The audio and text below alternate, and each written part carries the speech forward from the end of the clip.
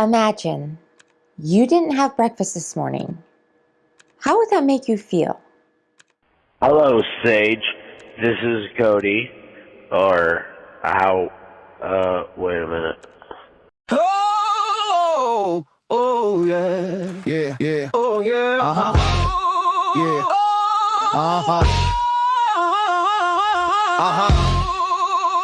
yeah, yeah, well, oh,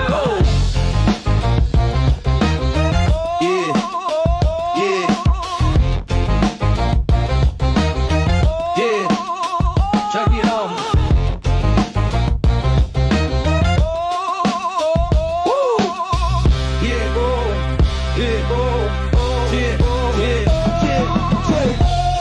Hear the echo in the night sky, with stars and headlights entwine. Tales of diesel and determination, living life beyond the white line. There's a stretch where silence roars, sirens hum a solemn tune.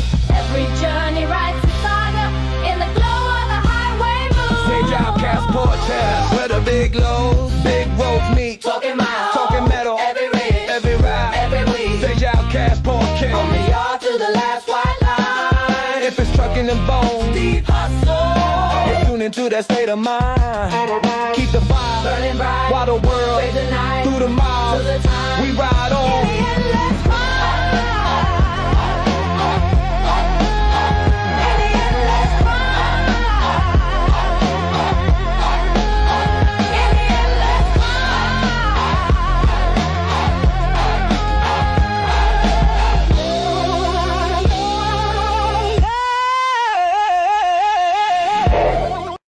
Sage. I'm sorry. Please don't record this. Okay, I am back. Listen, I leave the house just, I don't know, barely, maybe once a week, because, my mom basically brings me everything down to the basement, so I really don't have to leave the house much as it is, because people think I film from my mom's basement. But I actually don't.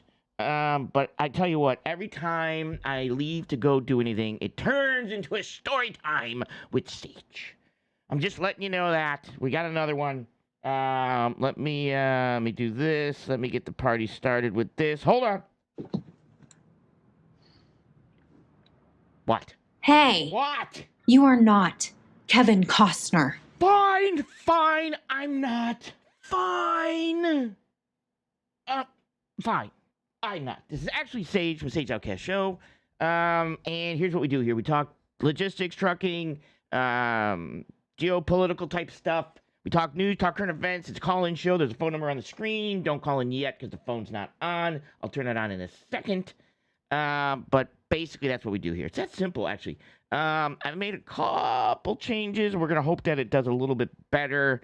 I actually pulled, I had multiple hard drives in one of my things, and I ended up pulling one of my the hard drives out. I run a Mac, and then I've got a docking station, and then I've got a another thing that I've got that I can put hard drives in it and stuff like that. So I had two hard drives in that, and I pulled one hard drive out, but I still have it. So we're gonna see if that gives me a little bit more juice. Besides that, I know nothing that you guys give a crap about, nothing I actually give a crap about. So let's kind of get the party started here with what we got going on, because we actually have a lot going on. Crude oil is not helping us. Basically, well, there's probably I don't know why that is. I'm not exactly sure why crude oil price is so high. Does anybody know? I have some people out there that basically they don't know why, but we're gonna get to it. So quick story time with what? Turn the cam on. Oh, turn my camera on. Turn the cam on. Turn the camera on. He wants to see the camera. All right, let me turn my camera on. Virtual camera is now on. All right. That's for the Discord. You guys got to join the Discord. I'm telling you what. You just got to join the Discord. It's on my community page. I'll post on my community page today. They're in the Discord pretty much all day. We're playing videos. Maybe or maybe not making fun of people. We'll leave that up to you guys to decide. But that's basically it. Real quick here, gonna get some bills paid. If you are in logistics at all, I don't care what you are, insurance, I don't care if you're another carrier, I don't care if you're a freight broker, I don't care if you're an owner-operator, you gotta check out searchcarriers.com. If you're driving down the road and you see a piece of junk truck and you want to report that and you want to pull up all their information, you better get searchcarriers.com. It's easy. Just type it in. That's where you find out like carriers like this carrier here, Tri-State Haulers. You can basically see carriers like this, and you can see that, oh my God, look at all that color. Red is bad.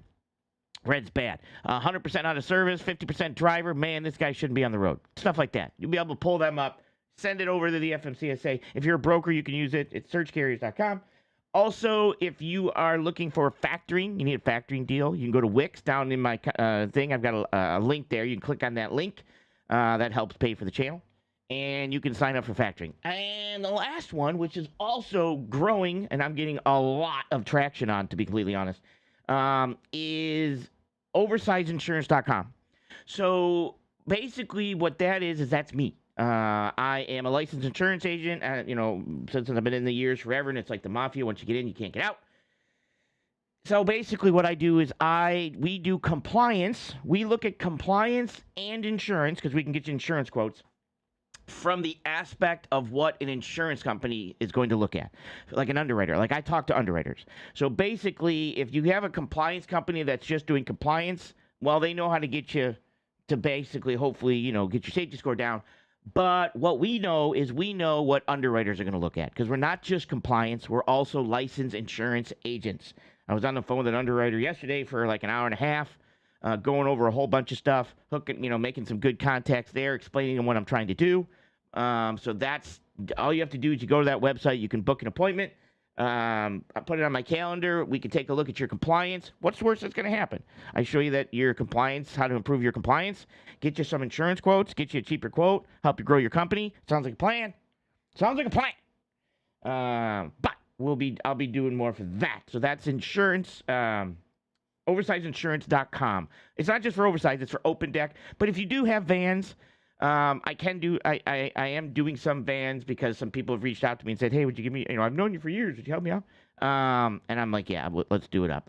So I'm more specialty in the open deck, but I do have somebody I'm working with that's going to be handling the van aspect of it.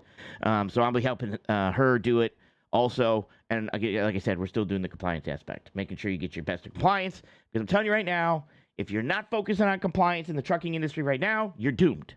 Because the freight brokers are watching it, the FMCSA is watching it, insurance companies are watching it, shippers are watching it, receivers are watching it. I'm getting more questions from my customers now and new customers in regards to how I determine compliance and safety for carriers than I've ever gotten in my life, to be completely honest. Usually they just didn't care. Well, they are now caring. So be advised. All right, so I can help you with that. All right. Let's move on. All right, story time with Sage. Let us begin. I would like to say that this allegedly happened, but it technically did. So, we got to run out after work. I got to jump in the truck. Now, just so everybody knows, right, Sage, you're rich, you have all this money. What's going on here? Well, I drive, I'm not rich. I'm not like, Warren Bates. I'm not broke, but I'm not rich. I'm probably middle class, right? So one of the things that, depending on what you look like, middle class. I'm middle American, definitely. But middle American, middle class, lots of M's in there. So basically, I drive a 2009 F-150. 2009 F-150. F is for Ford, for the fantastic truck of the world, the most fantastic truck in the universe, Ford. He must not be at his computer, or he's holding back right now the laughter, and he can't respond. Because normally, hang on. Rebuilt dot is more like it. Yeah, he doesn't agree with me, but that's fine. Either way, I'm not sponsored by Ford. Hey, Ford, if you want to do a sponsor, let's do it. All right. So I've got a 2009 Ford. Now, it is not in, top of the line condition, because I'm up here in Maine, so we get a ton of rust because I live near the ocean. Two, we sand. But still, you get salt and sand in the air and everything else. I mean, it is what it is. Plus, I'm about 2-3 miles from the ocean, right? And then, you go to town, you're right there. You're in the ocean. Anyways, so lots of rust. So before this, I ended up, I have no idea how this happened. but my front control arms were basically bent in, and I couldn't drive the truck for like 2 months because I couldn't get it to the mechanic, and it's 20 degrees outside, snow all over the ground, so I couldn't do it myself because I didn't have a lift, obviously, which makes it easier, but even if I did have a lift, I had no place to bring it in to do the work because it was snow on the ground at 20 degrees, and I ain't doing that. So I had to wait for a mechanic. That got repaired. So yesterday, actually, on the way back, we made a trip, going grocery shopping, and I heard a kaplunk. That's a weird kind of sound. Oh, that's fine. And I didn't realize what that was. And of course, I took the light of the truck, and I've got some rust on the, rear quarter panels, and some of that broke away. And I'm like, oh, the bed's starting to rust in the back. We're going to eventually have to get a new truck. But that's what that sound was. So I didn't investigate any further. I didn't continue to do a pre-trip, drivers. So I then went yesterday out and drove to go to pick up some medicine that my wife needed. No big deal, a little trip. And, of course, main roads here in Maine are not short little roads. They're usually bumpy as hell because we have frost heaves and they wreck roads and all this other stuff.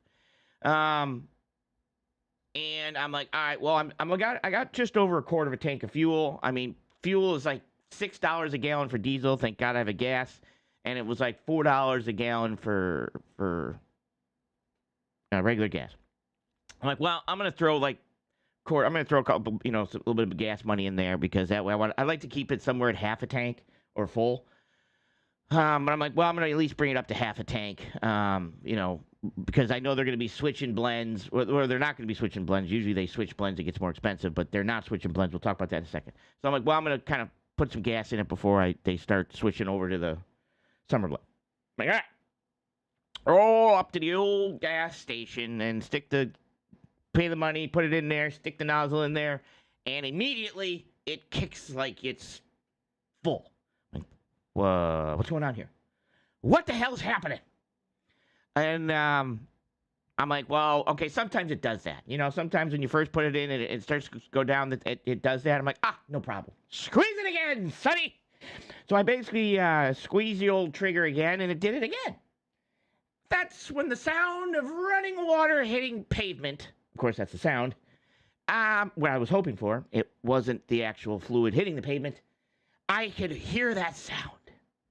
And I'm like, oh, no, what is going on here? And, of course, I did not expect to be, doing this, so I'm wearing one of my favorite sweatshirts. And I'm like, okay, what is happening here? So, of course, Sage says, nope, this can't be real. Try it again, he says to himself. He says, try it again. And, yep, because, I got to see where it's leaking from. So, of course, and it's already on the ground at a gas station, so what could be worse, right? I mean, why stop now? So, I basically decide to go ahead and squeeze real quick, climb down, see where it's leaking from, and basically what had happened was the strap that holds up the back part of my fuel tank ended up rusting away and breaking. So the back of the tank pulled away, and that's when the fill line goes into the back of the tank. So I couldn't really see there. At this point, I'm like, well, figured it out. Most likely the hose that then connects to the tank basically pulled away from where it actually goes into the tank. And it was just basically just kind of hitting the top of the tank, and the line was filling up, and then once the line filled up, it basically said, yep, clickety, click, click, click, click, click. So, I'm like, damn it. All right, well, we still got a quarter of a tank. Return that there. They got me for $1.50 because gas is so expensive, my wife wanted to know if we should try to scoop it up with, paper towels and then squeeze it into a bottle and take it home for later. I'm like, no, gas isn't that expensive, but it's close. It's close, bro. I mean, I literally, when that gas hit the ground, there was other people at the gas station trying to run it up to me and jump underneath my truck and catch it in cups. That's how expensive gasoline is. That might be false. Actually, that might have been a panhandler, and that he might have been looking for spare change. Either way, doesn't matter. I'll have to figure out who that guy was. So I'm like, oh, son of a bitch. I can't just, I'm not the guy that just dumps gas all over the ground. Well, actually, Hang on. I was never convicted of that. But I'm not normally the guy that dumps gas all over the ground and then just, runs away. Again, allegedly. So back the truck up, and I'm like, I might as well go in there because the guy's probably got something for spill. Because I looked outside, and truck stops sometimes would have that stuff, but that's kind of diesel. And I'm like, well, I know gas kind of cleans up faster, right? I mean, it evaporates faster and stuff like that. But still, I don't want to leave this on the ground. It's not, to me, it's not safe. That's just the type of guy I am. So, of course, I would think that if you worked in a gas station, if you had that position or that job, there has to be, or you would think there would be some type of instruction type given to the people working at the register when there's gas spillage and the customer comes in. Well, here I go into the thing, and I'm like, excuse me. And of course, Doogie Hauser, probably 12-year-old, is there. And I say, I want to fill my tank, and I guess my tank's broke, and I had some gas leak on the ground over there on pump 4, whatever. Between pump 4 over there, at that, right there, over there, pointing out the window. So you guys have anything to, to clean us up? Aisle 3 is paper towels.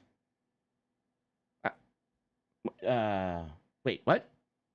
No. Like, do you guys have, like, anything don't you have some type of procedural type stuff? I'm the guy.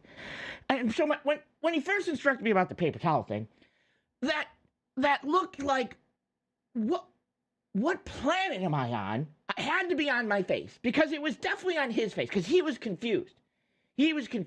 Yeah, spilling, like, you spilled stuff?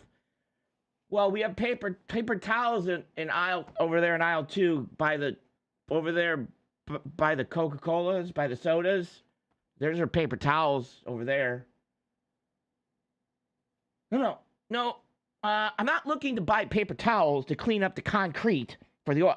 I'm telling you, we've got a fuel spill, Sonny. We got a hazmat spill. Over there by pump 4. Gas is on the ground. We got to clean it up. Don't you have some type of powder, like cat litter type? Yes. No. Wait, what? What is going on? Is there a manager? I'm the manager, he says. I'm like, there's no procedures? There's nothing for me to just... No. You can probably just leave it. I just hope nobody smokes. What? I swear to God. I just hope nobody smokes while filling their fuel tank. Now, I have seen that, and that's a possibility.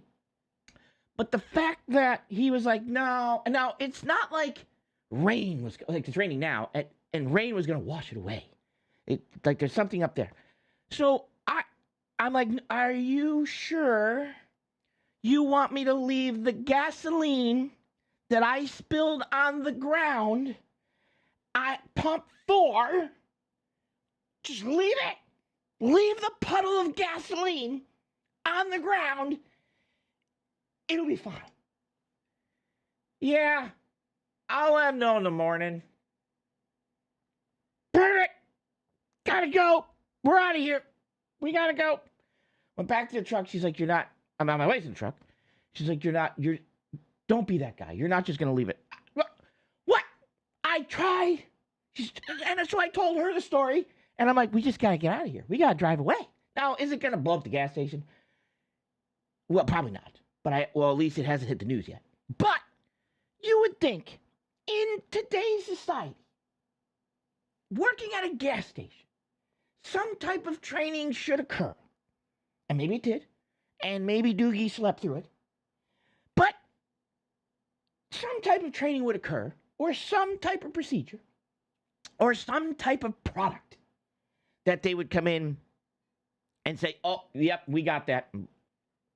We'll be right out. We have this cat litter type stuff to throw it on. Because I know they have it. Don't worry, Sage. If it blows up, nobody will even notice Machias' name is. Yeah, actually, nobody cares about Machias blowing up anyways. And I'm far enough away that I won't be affected by it.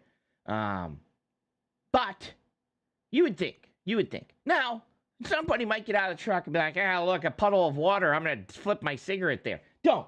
So if you're ever Machias me and you see what you believe to be a puddle of water at the fuel pumps on the ground, don't assume it's water. Assume it's gasoline that somebody just dumps on the ground and just says, fuck it. I don't know. I was a little shocked, actually. Because I am thinking I'm doing the right thing. And he's looking at me like I'm the moron. You want me to buy paper towels to go outside? Is that what you... Or why don't you just... I don't think that'll work. But anyways. Maybe I should take the fuel-filled paper towels and then threw them in the trash can next to the thing. That might have been better. And I don't know. Am I crazy? Am I nuts? Are you guys in the chat too? Have you ever spilled fuel at a fucking... Now, I know it's not actual kitty litter that they have, but it looks like kitty litter. Well, sometimes it might be. But it's something else that soaks up. Just carry your own kitty litter. You got plenty of cats. That's true. I should have brought my own cat litter, basically. I do have much of my cats. Ooh, that's a good idea. I might just go back. Well, it's raining now, so who cares? And at this point, I'm not going to... At this point, if it blows up, I can't be seen there again. I mean, well, and not after the last investigation. Anyways, that's pretty much what happened to me yesterday. So today, my truck, I'm going to probably get something. Well, it's raining today. I'm not going anywhere. But I'll probably throw a strap on it because I ordered. And then, of course, I live up here in Maine, pre-Canada, which I don't even know. Maybe we've left the map. Maybe we're not even on the map anymore. Because I ordered straps for the tank. And it was like $100 for 2 straps, front and the back. But I'm not going to get them for 2 weeks. Like, what the hell's going on? Like, and I ordered them from Napa. And Napa, it was going to take them. I could either get them for 2 weeks, or I could just get them shipped to the house. Or no, it was like 10 days or 8 days. 10 days if they was shipped to them, and then 14 days of shipped to me or something because of weekend. Maybe because of Easter. I don't know. All I know is that I just said, screw it. If I'm going to wait 10 days, I might as well wait the extra 2 days or whatever it is. And then just have them delivered to the house. And then I'll just replace the straps. I don't know. I think it's too late to set the truck on fire. And since I'm in insurance, I think they'd catch me. I'd have to report myself. Anyways, that's pretty much... That was my entire situation there. I know, boring to some of you. But I just thought to myself, at what point of society have we reached that they don't care if we're cleaning up spilled gasoline at gas stations? All right, story time's over. Let us continue on with the other injustices that we are basically going through in society right now. So, don't take the gasoline to the airports, but obviously we're still having problems with the TSA. I did put on my X page that breaking news: Donald Trump is sending the TSA to clear the strait, as spelled as like a straight line of Hormuz. He's sending the TSA. That's breaking news. That's why there's no TSA at the airports. He's trying to get the TSA to clear the strait over there to get the oil through. That may or may not be true. Don't hold me to that one. But weird that ICE fails to ease the pain because ICE isn't trained to do that. So they're, unfortunately, they're over there, patting people down and, handcuffing them and arresting them. And the TSA people are like, no, that's not what we do here. That's not what we do here. We just check for, they got to get on a plane. Anyways, they're treating like everybody's being deported. So, I don't know. For some reason, I guess when ICE showed up and they started putting like shackles on people and then putting them on the plane, I guess they were like, no, wrong plane, wrong. These people aren't, they're just going to see family members and stuff. So we don't have to do that. All right. Well, let's move on and take a look at what we got going on. Well, that doesn't look good. We still seem to have some problems here that with Iran. So another thing's going on is Trump. Nobody knows what the hell's going on.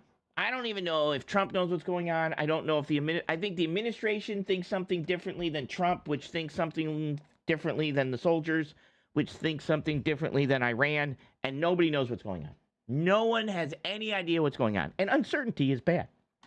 So I don't see fuel prices coming down anytime soon. All right.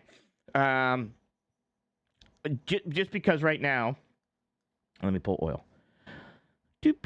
Oil is $94 for futures, and WTI, yeah, it's $94, and Brent is 107, back over the old 100 mark. So we are definitely not doing too well with that situation. So I don't see this clearing up anytime soon. And when it does clean up, even if this were to clean up today, there's like 3,000 ships in here.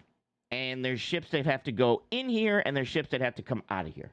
And you're only looking about moving like 2 ships at a time. You can't be, sending 5 ships, 10 ships to get out of here. You're going to be doing 2 ships at a time. Even if this cleared up today, this ended, you're going to see a while before all these ships get out of there. And you've got oil ships in here. You've got container ships in here. They literally told some container ships to turn around and go back. So Iran still controls this. Now, I know everybody's like, well, we've won the war, and Donald Trump said they've won the war, and they want him to be the supreme leader. You can have him, to be completely honest. But I know that they're saying that, but the war, it's not over. Iran, and I don't think people understand, is that they don't fight the same way we're going to fight. Like, we go in there and we beat everybody with a hammer. But the problem is they're strategic, right? And their strategic is they can hold this hostage here and punish us all financially, while Donald Trump continues to spend money, or the administration continues to drop bombs that are expensive, putting us more and more in debt, while they basically seize this off, putting pressure on Europe, because Europe's going to have massive inflation now because of natural gas and oil, which then is going to cause Europe to buy natural gas from us, which is great for the natural gas companies, but then causes supply and demand, and that's going to cause our natural gas prices to go up because we're going to be in competition with Europe, and that's just the way it works. So that's kind of a problem. Okay, now let's cover some videos here. There's no random order because I'm just gonna do it, and we're gonna talk a little bit about. Oh, actually, let me pull this. Let me pull this here. Let me reload this map here. So, title there basically is, and I did post this, and some people did. War seems to be pretty good for freight right now. So we were running in a freight recession. We had a little bit of tight capacity. Capacity's gone down. The government's tossing some people out. We'll talk about that. And we're also starting to pick up some flatbed. Like flatbed, if you're open deck, specialized or open deck right now, you are booming. There is a lot. They're paying higher rates than they've paid in 5 years because it is very tight capacity. So if you don't have a flatbed, and you can get a flatbed cheap in trucking, pick up a flatbed or a step deck. Pick up some type of open deck equipment. And if you do, oversizeinsurance.com, because we're going to talk. I like working with the open deck guys. But definitely pick something up because this is going, I don't know what's going on with Maine. I heard there was maybe it's because of a fuel gas station explosion or something. But Maine capacity is pretty tight up here. I know it snowed, so people might not have been coming here because of weather. Or they might be looking at us like, we're $6 a gallon up here for diesel. So that might be it. I'm not sure. I actually don't know what we're doing. I don't know, maybe lumber? Maybe pulling lumber out of here? Might be pulling lumber out of here. We might be chopping down trees and pulling lumber out of here because we do a lot of that. I'll actually look into that because I want to know why we're so tight capacity up here in Maine. That's normally weird. But anyways, war seems to be doing pretty good for... if you're in the trucking industry. Freight's picking up a little bit. That's a good thing. Rates are coming up a little bit. That's a good thing. Now, I do understand that most truck drivers, you want rates to go up, and we all do. That's great. That's fantastic. But just be advised that when you start to get paid more money, those costs get passed on to consumers. I know it's hard. I know people, that supply and demand thing, it blows their minds. But anytime rates in the trucking industry start to come up, I'm telling you, I know be advised, inflation's going to go up because those costs get passed on to you guys. So in logistics, we see this first. We see all the evidence of this stuff happening first. That's why I know when we're in a recession, and I know when inflation's going to kick in, all that type of stuff. All right, I'm gonna probably have to slow this down. Let me see what the speed this is. I don't know why. Let's go at 720 here.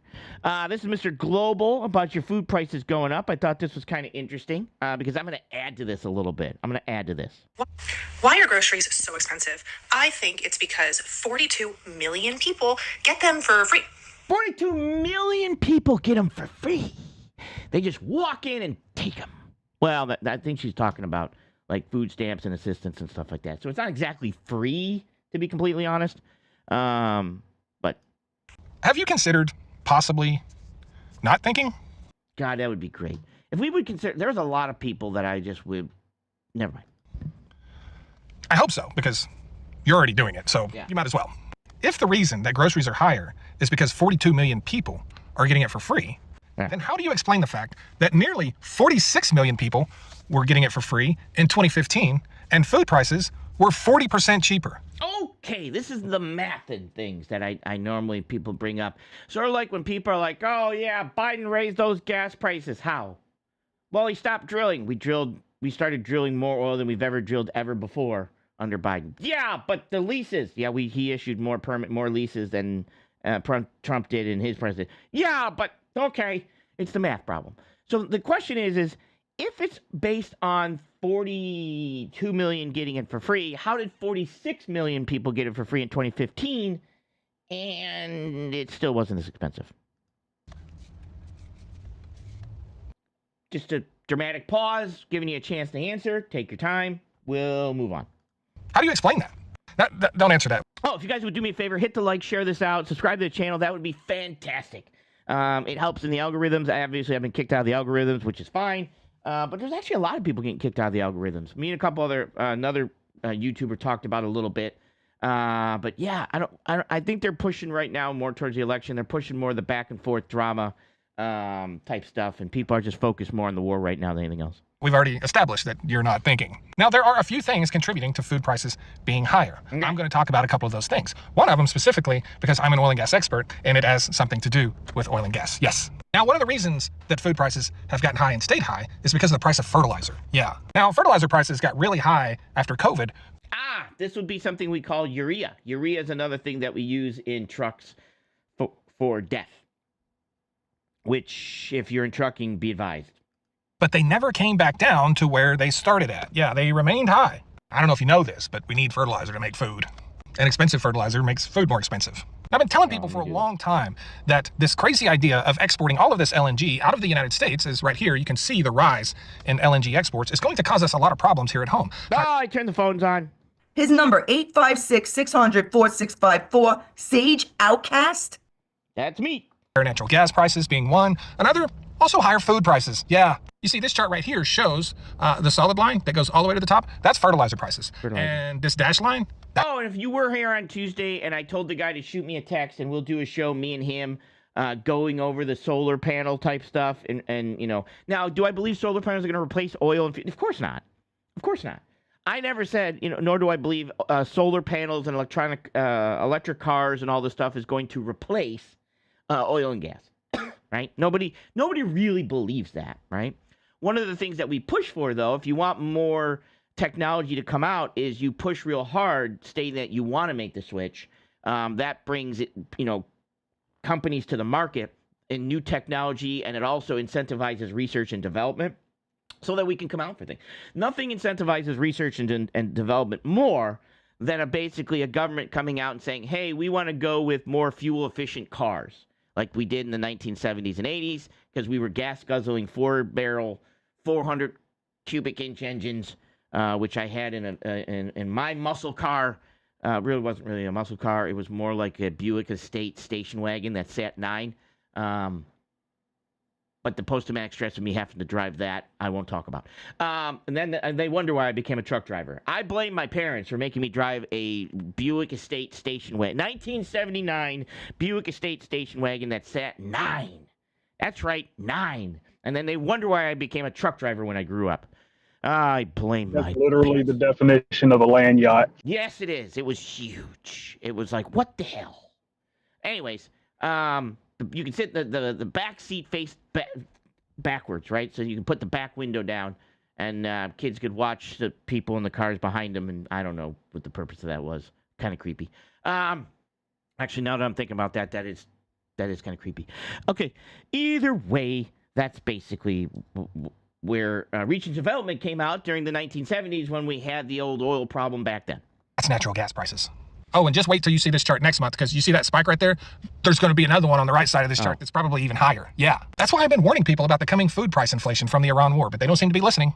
Anyway, higher natural gas prices, due to significantly higher LNG exports out of the United States, leads to significantly higher fertilizer prices, which leads to significantly higher food prices. And that's why, when there was 46 million people nearly on SNAP in 2015, groceries were still 40% cheaper than they are now. And then there's the other thing, climate change. Yeah, heat, drought, all those things, plus more expensive. Freezing, Florida freeze. Fertilizer. Yeah, all that has slowed down the growth of our crop yields, the amount of food we produce. Now, the amount of food we produce is still growing, but so is the population. It's not enough for it to just grow. It has to keep up with population growth. And we're almost to the point now where it's about to the point where it's no longer going to keep up with population. Yeah, growth, yeah. And since we plan to double the already LNG exports we have, and we know climate change isn't going anywhere, and now with the war in Iran, we're going to have fertilizer shortages and really high prices, just expect food prices to continue climbing, regardless of how many people are on SNAP. Also, I'm going to add a little bit to Mr. Global. Logistically, when we take the people out that normally pick the crops, to the point that we get rid of so many that we're like, oh shit, the administration basically started bringing them back. When we start to get rid of all the people that pick the crops, and your sons and daughters aren't going out to pick the crops, are they? God, I hope you're. Make sure you send your sons and daughters out there to pick the crops, right? When they don't, they're not there, and it costs more money to basically pick the crops. That cost get passed on to us. When it costs more money to ship them because diesel prices are so high for trucking, that costs more money. And as we start to lose truck capacity, that's going to cost more money. So we got some stuff going on here that could probably be pretty bad when it comes to produce season. Just thought I'd throw that out there. But it is what it is. I mean, it is what it is because, gas prices at $6 a gallon for trucks. That, you think they'll eat that? I don't think they're going to eat that price. So it's going to be passed on the things that you eat, meaning your food. But it is what it is. Thanks. All right. We're going to cut Mr. Global there. Hey, I saw this, and I don't... okay, let me phrase this. This came out a couple hours ago. I don't listen to this guy, but it popped up. So I don't believe everything this guy says. This is Peter something PhD. And I don't believe everything he says, because most of the stuff that he says, I've fact-checked some of it, and it's not completely true. But I listened to this one, and I haven't dived into fact-checking this one yet. But I wanted to play this because you guys, with your crypto money and everything like that, one of the ways, if money shoots up and skyrockets and starts to get this, okay, conspiracy theory, I got to put some, inside my hat is a tinfoil. So we're going to go tinfoil right now. Tinfoil situation here. Do you think it's possible? I have a question.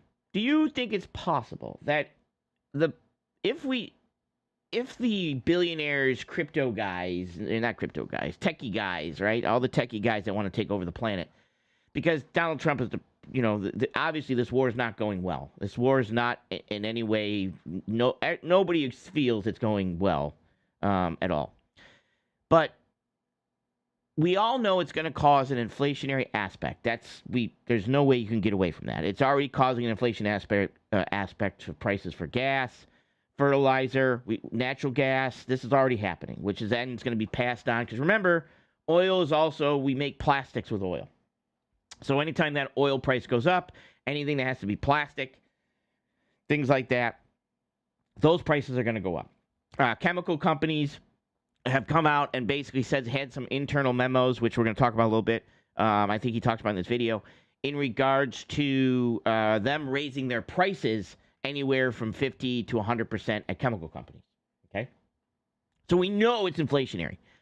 But if you wanted to control inflation, one of the ways you could control inflation would be a central bank digital currency. Because then you could control what the people were spending money on, which technically would help control inflationary aspects of things. They could ration us through a central bank digital currency. Conspiracy theory sage, just thinking this stuff through. Is it possible that all this stupid stuff is happening with the perfect stupid administration to allow it to happen because the main thing that they would basically be able to do would be a central bank digital currency, meaning get, cashless society, which we're almost there as it is now, and controlling the aspect of spending money. Weird. Let me think. Pushing a central bank digital currency once again disguised. Wait, what? Start over. Republicans in Congress are pushing a central bank digital currency once again disguised as a ban so they can surveil and control every dollar you spend. Will it be the Republicans who make you eat the bugs? Republicans are pushing a central bank digital currency. Now, I don't know if that's true. Republicans in Congress are currently pushing a housing bill that does some useful things to red tape zoning and mortgage rates, while doing some shady things. This is Congress, remember?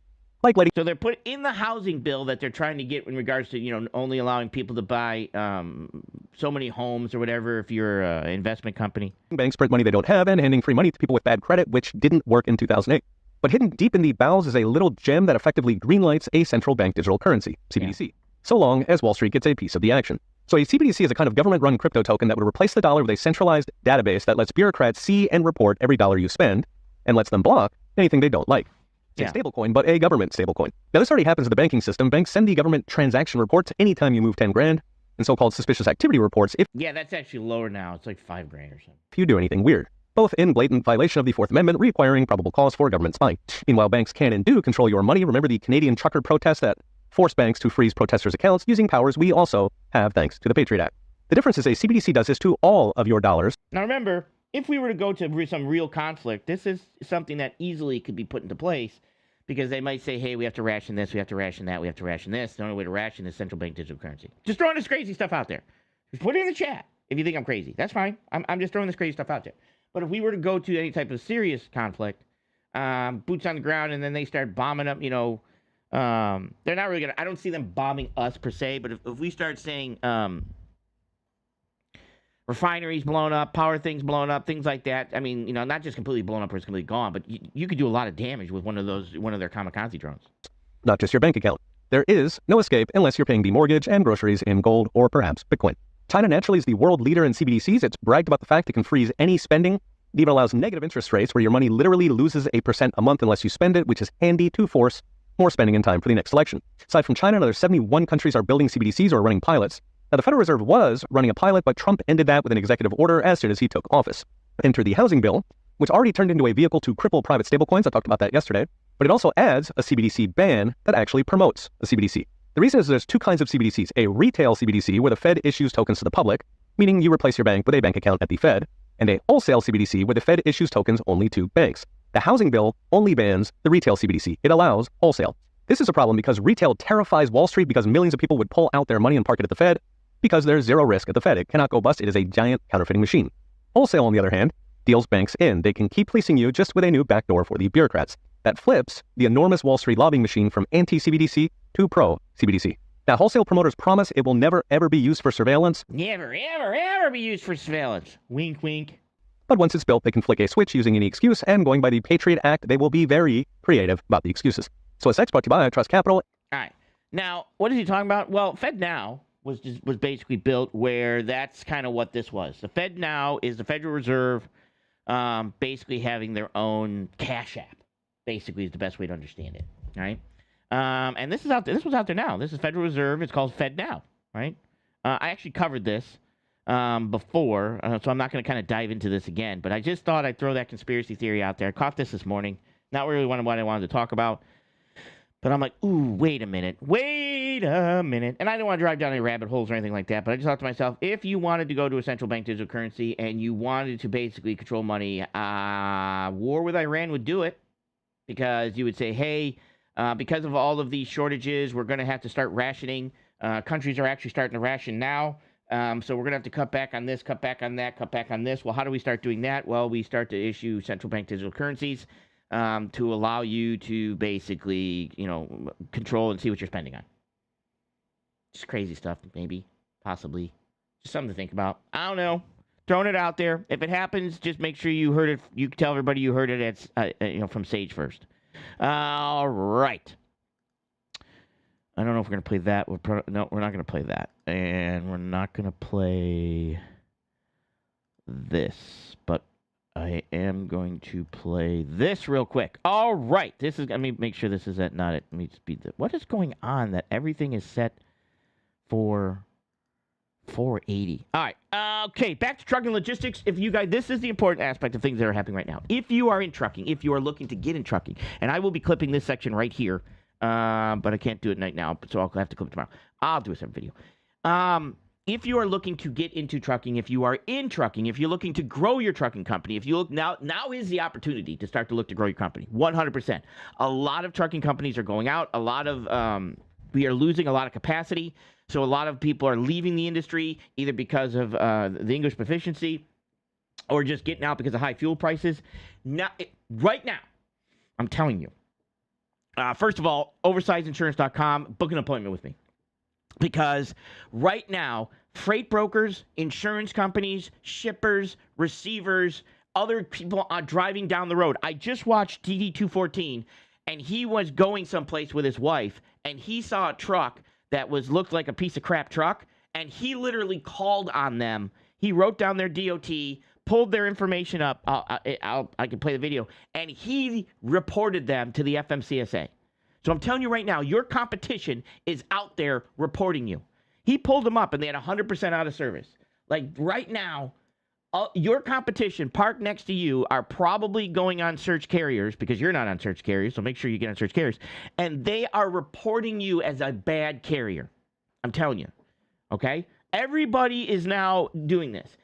It's in the news. It's on mainstream media. Duffy and them are all coming out. They're going after compliance. They're hammering you. Okay?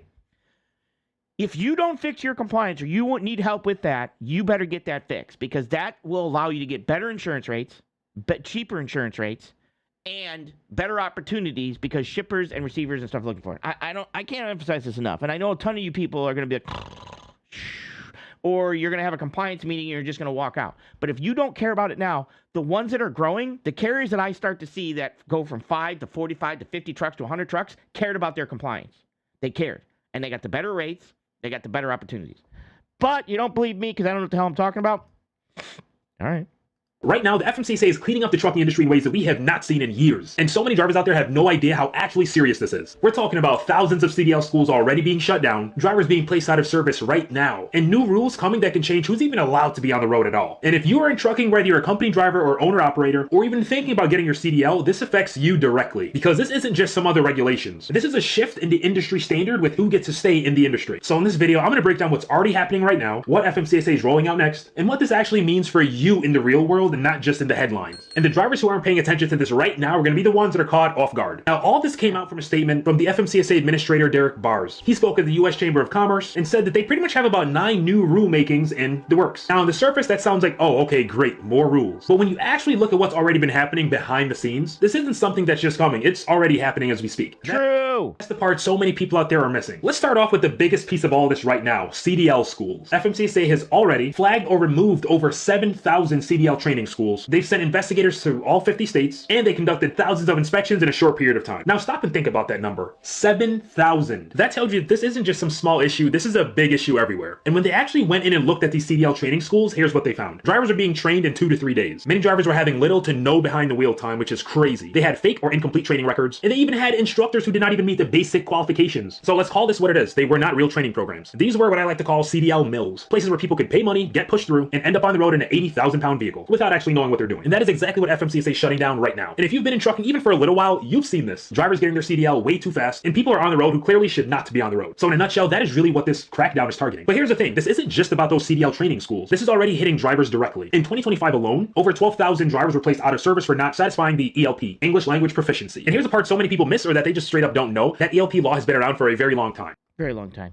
But we've now circled back and we are really enforcing it now. So that's a pattern that I really want y'all to understand about this entire situation. The rules didn't change on that, but the enforcement did. And on top of that, there's a major push on non-domiciled CDL holders. That includes things like visa verification, residency checks, and identity validation. And depending on how far this goes, estimates are saying up to 200,000 drivers could be affected. Now, whether it hits that number or not, the direction is clear. More control, more verification, higher standards. Now let's talk about something a lot of people don't see flat out. Fraud in the trucking industry, right? Unheard of. FMCSA right now is heavily going after chameleon carriers, fraudulent. Heavily going after chameleon carriers. Trust me. Even us as insurance companies are now monstrally going after them. Companies, fake records, and non-compliant ELD providers. And if you don't know what a chameleon carrier is by now, it's pretty much a company that racks up a bunch of violations, or they're just not a good company. They get shut down, they change name and or DOT numbers, and they come right back. And it's been happening for years, right? This is not something that's new. Now FMCSA is really focusing on trying to put a hard stop to that before it gets any crazier. So they're focusing on identity verification, data cross-checking, and pattern tracking. So instead of reacting after violations, they're trying to block bad actors from entering the system entirely, which I think is a pretty sick idea. And you're seeing this play out on the road too. There have been enforcement operations out there where nearly half of the trucks that were inspected were placed out of service. Think about that. Almost 50%. The normal average is around 20%. So when you see numbers like that, it tells you something clearly. Remember, I'm telling you. There's a lot out there that was not being addressed before, but now it is being addressed. And it's not just companies and drivers that are being addressed, states are being addressed and pressured as well. So FMCSA has flagged multiple states that have issues with things like testing standards, record keeping, and general oversight. And if they don't fix those issues, they can lose federal funding or even lose the ability to issue CDLs. That's just how serious this is getting. So when FMCSA says that they have around 9 new rules in the making, based on everything that we're seeing right now, expect stricter CDL training requirements, more oversight on training providers, stronger vetting before carriers even get authority, expanded fraud prevention systems, potential changes to ELD certification, and just continued enforcement of existing rules. And the overall theme behind all of it is simple. Raise the standard of who's allowed to operate. Now, let's be real. This isn't just going to be fixed overnight, right? And this isn't all going to feel good right away. Short term, more enforcement, more drivers getting put out of service, more pressure just across the board. That's real. But long term, this is what happens when an industry gets flooded with undertrained drivers, weak oversight, and bad actors. Eventually, the system does start to correct itself, and that's exactly what we're seeing now. Listen, at the end of the day, not everyone should be operating these trucks. And I think you and I can both agree on that. One thing is clear. The trucking industry is changing, and it's already happening. If you want to keep seeing real news breakdowns and real trucking news breakdowns like this and anything compliance and trucking, make sure you subscribe to the channel. Until next video, stay safe, keep rolling. Oh. Right now, the Hang on. One of my carriers. I'm gonna have to send this to. I'll have to send this to a guy I know. All right. Sorry, I had to do a screenshot. Yes. All right, we're gonna do that. Okay, let's go to X real quick before I go to this video. Also, real quick, just so you know, real quick. At least 40% of Russia's oil export capacity halted. Reuters calculations show. Ouch! Just so you know, so that's this came out about an hour ago. 40% of Russia's oil export capacity halted. So that's not good. That's not good. Just so you know, not a good thing. Be advised about that. Less oil out there is bad. Am I choppy on YouTube?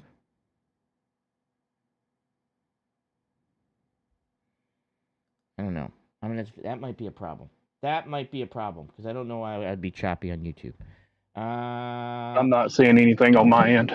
Okay, maybe it was just my end. All right, that'll work. All right. Let me do this real quick here. Where's my X? What'd you do with my X? Did I do it with my X? Let me pop this in here right quick right now, and then we'll go with this. All right, so let me go to my not my notifications. Where are my bookmarks? More bookmarks. Oh, yeah, this right here. I know this company. I know this company is. I know exactly who this trucking company is, actually, to be completely honest. That is a perimeter frame, and they are coming out of here, and they can't make the turn. This should have been a steerable trailer, but I know exactly who that trucking company is. You know what's weird? I'm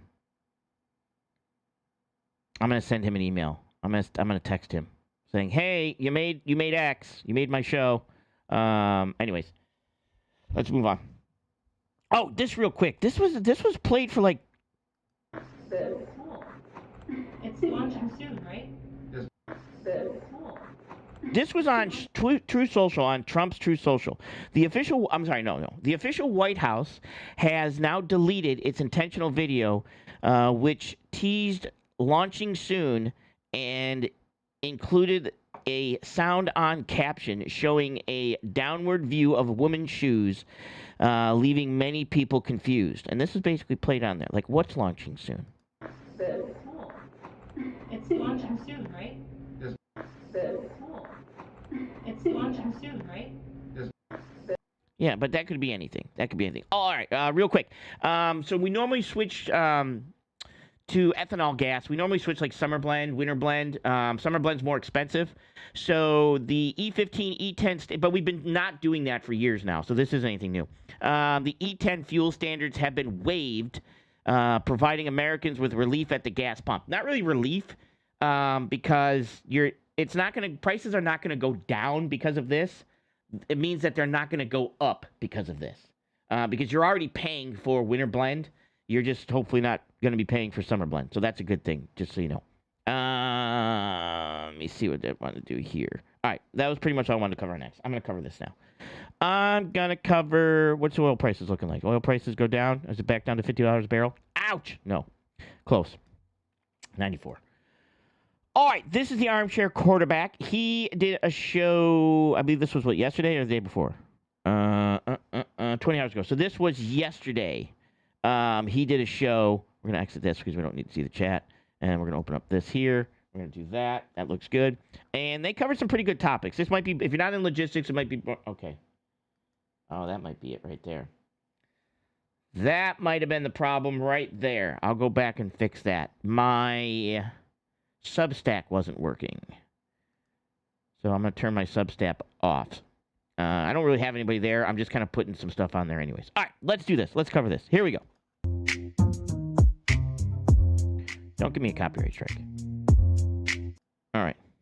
Professor or Dr. Jason Miller, endowed professor at the Eli Broad College of Business. As, of course, I am but a simple adjunct, it is nice to always share time with these brilliant men as we navigate the supply chain, which continues to be something that is dynamic. So without further ado, allow me to introduce you to my good friend, Ken and Jason. Gentlemen, how are you?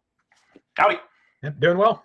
So let's kick it off with something that we saw just a little under a month ago, 3 weeks in. This is a video, which for the folks listening to the podcast, this makes absolutely no sense. I will describe it to an extent, but what we see here is the Strait of Hormuz we'll start from the very beginning. We see a bunch of ships going through this very narrow strait, and I believe about 20% of the globe's energy and liquefied natural gas comes through this strait. And you can see as time goes on, as we get into early March, ships stop moving. So I want to turn to you, Professor Miller, to you, Jason. What in the world is happening, and what should we think about it? I mean, we're experiencing the largest negative supply shock in the energy sector that we've ever experienced. It's been going on now for... The largest we've ever experienced. That's going to hurt. That's going to leave a mark. Oh, roughly 23-ish, 24-ish days, accounting for those first couple of days. You still had some vessel transits. Right now, I've got the Dallas Fed Energy Survey for this quarter up. It just came out this morning, and I think the energy executives put it best. Just pure uncertainty right now. We don't know where this is headed. I mean, obviously, energy prices have went up. There's an incredible disconnect between the sort of financial side of this captured by the futures markets, where crude's at 90 to 100 a barrel, versus the physical delivery market, where we're seeing Asian refiners pay up to 170 a barrel right now for physical delivery. And so right now it's uncertainty because we just don't know where this is going to be headed, but the next 2 weeks are going to be absolutely critical. Turning to you, Ken, why should we care about what's going on in the Strait of Hormuz? I mean, sure, there's a lot of stuff on the other side of the globe, but how does that impact domestic transportation? This may come as a shock to many of your listeners, but the vast majority of trucks run on diesel. Wait, say that again? The vast majority of trucks run on diesel. Seriously? Yeah, we haven't, the cyber truck, whatever they call it, the cyber semi, hasn't replaced all of our ICE internal combustion engine. Everyone can calm down. We're not talking about immigration and customs enforcement here. There's still ICE engines. And again, it comes as a shock, but diesel is refined from crude oil. So it is a meaningful part of a carrier's P&L, profit and loss statement. It's a large expense. For them, it is a large budget line item for shippers, of course. And for brokers, they get the fun of having all of the exposure and none of the definition, right? Because most broker loads are handled all in. So it is throwing a bit of a monkey wrench into our operations across all three core segments in the market. But the transportation industry, I mean, the volumes remain somewhat consistent, but do you see a demand increasing for capacity? Are we seeing a crunch on the transportation side, or is there plenty of capacity out there at the moment? I think there's plenty of capacity, right? I think like that would be mischaracterizing it. I think like over the longer time, we've normalized from, I think I posted this a few weeks ago, total macro capacity. And it's impossible to measure. It's like, measuring how many marbles are in a jar from 100 yards away. Like from the best we can summarize, there's probably, we're back to the pre-COVID growth rate in terms of total macro truckload for hire capacity. And certainly. I got it.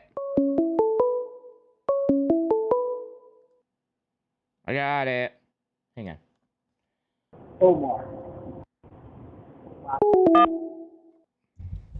Oh! He hung up. Hang on. Let's call him back.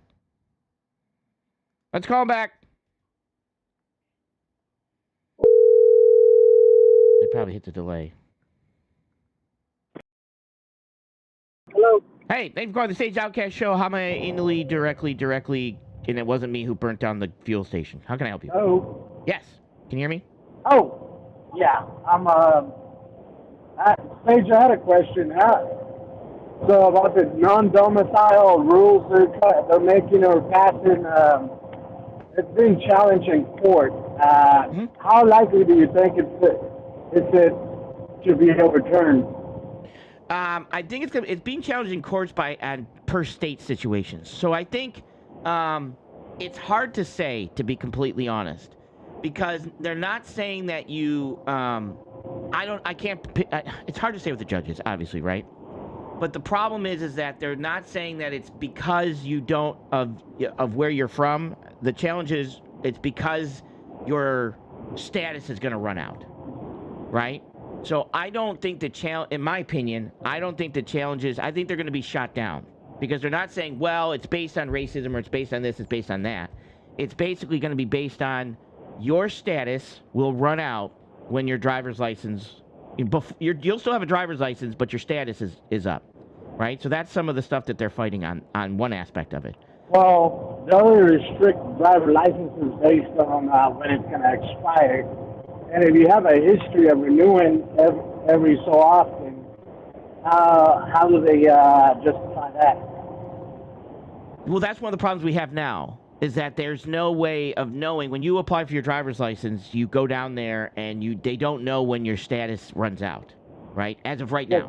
Actually, they do, because they require you to present your paperwork. So they know, and they set that up. Because even when state sets license to 8 years, they'll charge you for the 8 years, but they'll set it to expire right when your work authorization expires. Yeah, but some states weren't doing that. Because remember, states issued licenses differently. So states like California were not doing that. So there's no federal guideline in regards to a CDL license. It's based on state issuing, right? Because mine's good for 4 years. Yours might be good for 8 years. We have two different states. So some states were not requiring you to show when your time was up. They just said, present me the paperwork. Okay, you're good to go. Here you go. That was one of the problems. Wouldn't it make a lot more sense to require all states to do that instead of just removing people entirely? It would. But again, when it comes to issuing the licenses, that's a state issuing situation. The state issues that, right? And it's the same thing like your medical card. You might have a 2-year medical card, but you have your driver's license, your CDL license is good for 4 years. It's your job to re-up your medical card, right? So it's not the DMV's job to make sure you get a medical card. So in regards to re-ing up your green card status, it should be your job to re-up your green card status to continue on with that. So there is a fight for that, and I 100% believe that. Hey, you shouldn't be able to drive, just like you can't drive with your medical card. You can't drive, or your hazmat. You can't, even though you have hazmat on your license. If every 3 years you don't re-up it, but your license is good for 10 or 8 or whatever. But you still have to go down there and take the test again, or not pull hazmat because you're out of cert, right? But it's your job to know that. So I am. With the non-domiciled CDL, like I said, now I know people confuse illegal with legal, right? But if you are legally here, either seeking refugee, as an asylum, and you're seeking this, then I'm okay with you having a driver's license and going to school. I think we need better training. If you are obviously illegally here, that not meaning a judge has kicked you out and you shouldn't be here, then of course you shouldn't have a license. But I don't have an issue with a non-domiciled CDL driver who is properly trained. Do I believe they should take more training? Well, I do. I don't think, with the exception of California, I don't think any other state has issued driver's licenses to illegals. Because you have to have some sort of residency to even acquire a license. Yeah, and I don't know if California. The problem is we're confusing illegals with non-documented or non-domiciled. We're confusing. We just throw the word illegal on there, right? And I don't know if anybody's issuing to illegals per se, knowingly. I mean, California was basically, I think, because they got caught in that scam issuing permits, but she was arrested, like I can't remember where that was in San Francisco, in California, but she did that. But yeah, so I think that we're seeing, and it's not just the driver's license. You're going to have insurance companies that are going to basically say, hey, we don't know if this is good or bad. We don't know if this is going to be kicked out or not. So we're just going to say we don't accept non-domiciled CDL holders with insurance companies. You have to have a valid, non-legitimate CDL license if you want to be insured. So then you're going to have that fight on your hands also. So I think that's going to be the other aspect that's going to be pushed out there with that, to be honest. True, and I see people. A lot of people fail to realize that that's also going to increase costs on the consumers because of the lack of those drivers going out of the job market. Yeah, and the thing is that the other situation that you have with non-domiciled CDL, remember, those are just CDL licenses. So we're not telling people that they can't drive truck. We're telling people that they can't drive 26,000, gross vehicle weight of 26,000 pounds or more. So you can still drive a box truck under 26,000 pounds. You can still drive a cargo van. You can still drive a hot shot that's under 26,000 pounds. So although they might not be in semis, are we really basing it on safety just by telling them they can't drive a CDL truck? Right? It doesn't seem to be based on safety at all, seeing as it's coming out of Texas. No, I believe we need a lot more training. I would feel more comfortable if we said, hey. What about those people that went through the system legally and went through all the training legally, like through a renowned school, state school? Yeah, and they're still bad drivers, right? They're still bad drivers. There's still some, but like they went through the system. Right, and so I think that some of the stuff that we do with it needs to lean more towards training, and I don't just mean school training. I mean, hey, if you're going to be signing on and start driving as a company driver under a mega carrier, you can't lease a truck your first 2 years. You have to be a company driver, Or hey, I've driven my entire life in the United States of America. Since I was 16 years old, I've had a driver's license, okay? I've driven here. Well, I got my CDL since I'm born here, and I know the rules of the road here. It's not new to me because I've been driving since I was 16. Maybe I have to go through 40 hours of training, but if you've never driven here, maybe you have to go through 60 hours of training. Right? Maybe you have to go through a regular driver's ed and stuff like that and do more. I don't know. I don't know the complete answer. I'd like to see more companies go make their drivers go through a 60-day trial of driving with an experienced driver. Yeah. In order to verify that they can actually drive and not get them out of the road. Right. And but that's going to be a lot of the push. So I don't know the answer to everything. I just know I don't know how the courts are technically going to rule because it's going to be in the courts for I think a long time. But by the time it's all up to courts, back down, next Supreme, goes to all these other courts, every circuit. I think there's going to be lots of them, but I don't. Till then. Another thing I can't understand, wouldn't that rule violate on the laws on the right to work? No, because I don't know. That's a good question to ask, but in my theory, it would say no, because you can still drive a truck. You just can't get a CDL license. We're not preventing you from working. They're preventing from getting a CDL license. But that's where the judges come in. I don't know. I'm not a lawyer, nor do I play one on TV. This guy is over here, which I should probably have him on and ask him. But I don't know, because they're not saying you can't work. They're saying that you can't obtain a CDL license. And we already have rules meaning for things that you can't obtain a CDL license. If you don't get your medical card, you can't get a CDL license, right? If you have, you have to fall within the criteria that the government has deemed, being able to drive a truck. If you're blind, you can't get a CDL license, right? So there are other reasons why. If you fail your blood pressure and the doctor won't give you your medical card, because you're high blood pressure, you can't have a CDL license. That's another thing I can't get around. There's there's plenty of people on the road driving that you can tell obviously they're not in health to drive. Yet you see them on the road. I've seen a 70-year-old I can barely see it. He's driving down the road. Absolutely. Yeah.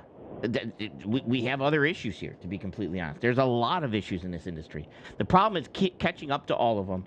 And every time we start to fix some, remember, scammers are going to find ways to scam the system. That's just what they do. They find the loopholes.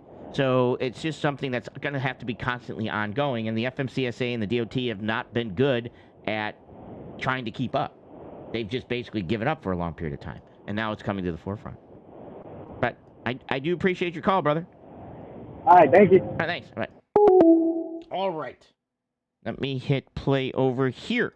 At the margins, right? The enforcement around non-domiciled, ICE at weigh scales, and I think to the least extent, but still worth mentioning, is the English language proficiency stuff is kind of chopping some of the short-term capacity out of the market. So we have the federal regulators coming in with some really interesting driver qualification issues, English language proficiency being one, non-domicile. That final rule went into effect earlier this month. We'll see how that goes, if there's litigation around it. And you still have this new phenomenon. I'm going to turn to you, Jason. So you put this up. This is a great chart about national diesel prices. Can you kind of describe the chart? Again, there are people who are listening to this, so we'll try to find a way to get you access to these. But what is this chart about? What are we seeing on the side of the trucking industry as it looks at these diesel prices going up? Yeah, so when you look at where the EIA has national diesel prices, last month, so February, you were like $3.80 to $3.90 a gallon.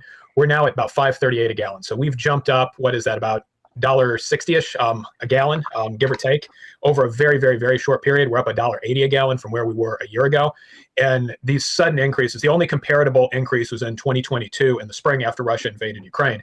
What was different then is freight volumes were still very, very, very strong in that first and early second quarter of 2022. That's actually peak total freight activity in the U.S. in history for moving by truck. Right now, volumes are in general flattish from where they were a year ago. Capacity has left, so payroll data is down about 3 to 3.5% at least on the dry van truckload side. And certain sectors of freight are doing well. And then certain sectors aren't doing well. And I think that's what characterizes this sort of tighter market cycle versus, let's say, a back half of 2017, most of 2018, where essentially every sector of trucking was really tight. Right now, flatbed's really tight, refrigerated somewhat tight, dry van somewhat tight, but there's a big difference between how tight it is in the flatbed space versus the more conventional equipment types. Now, you see this giant spike. This is because so much of the hydrocarbons and the fuel that go in the global economy are kind of getting bottled up behind the Strait of Hormuz. So we see this jumping in price. Do you have any idea where it could go if that remains the case, where you can't get through that? Or what are we thinking about that looks like in the next couple of months if this thing is protracted? If we're at the type of vessel capacity that we are today, 2 months from now, you're looking at $170 to $180 a barrel crude oil. And so that's going to put diesel at $8 a gallon nationally.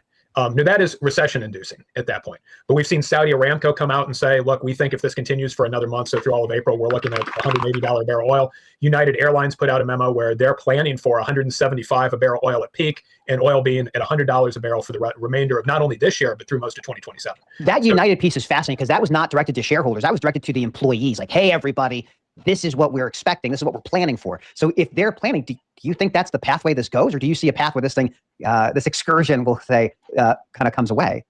So I think what's really important to recognize is there's a huge disconnect right now between, I'm going to call it the financial oil market, that's your futures market, where you've got a lot of speculators, hedge funds, et cetera, versus the physical market where you're actually taking delivery on, let's say, a spot basis. Right now, we're seeing refiners in East Asia are paying $140, $150, up to $170 a barrel to get crude oil. You have concerns about aviation fuel being rationed in the Philippines. South Korea has become part of the conversation. China is banning exports of refined products at this point in time. And so it is certainly possible that at some point, if this continues, that the financial side of this, the futures market, has to catch up to where the physical market is. Because the physical market is essentially saying there's a lot more tightness here than what we're seeing the futures markets say.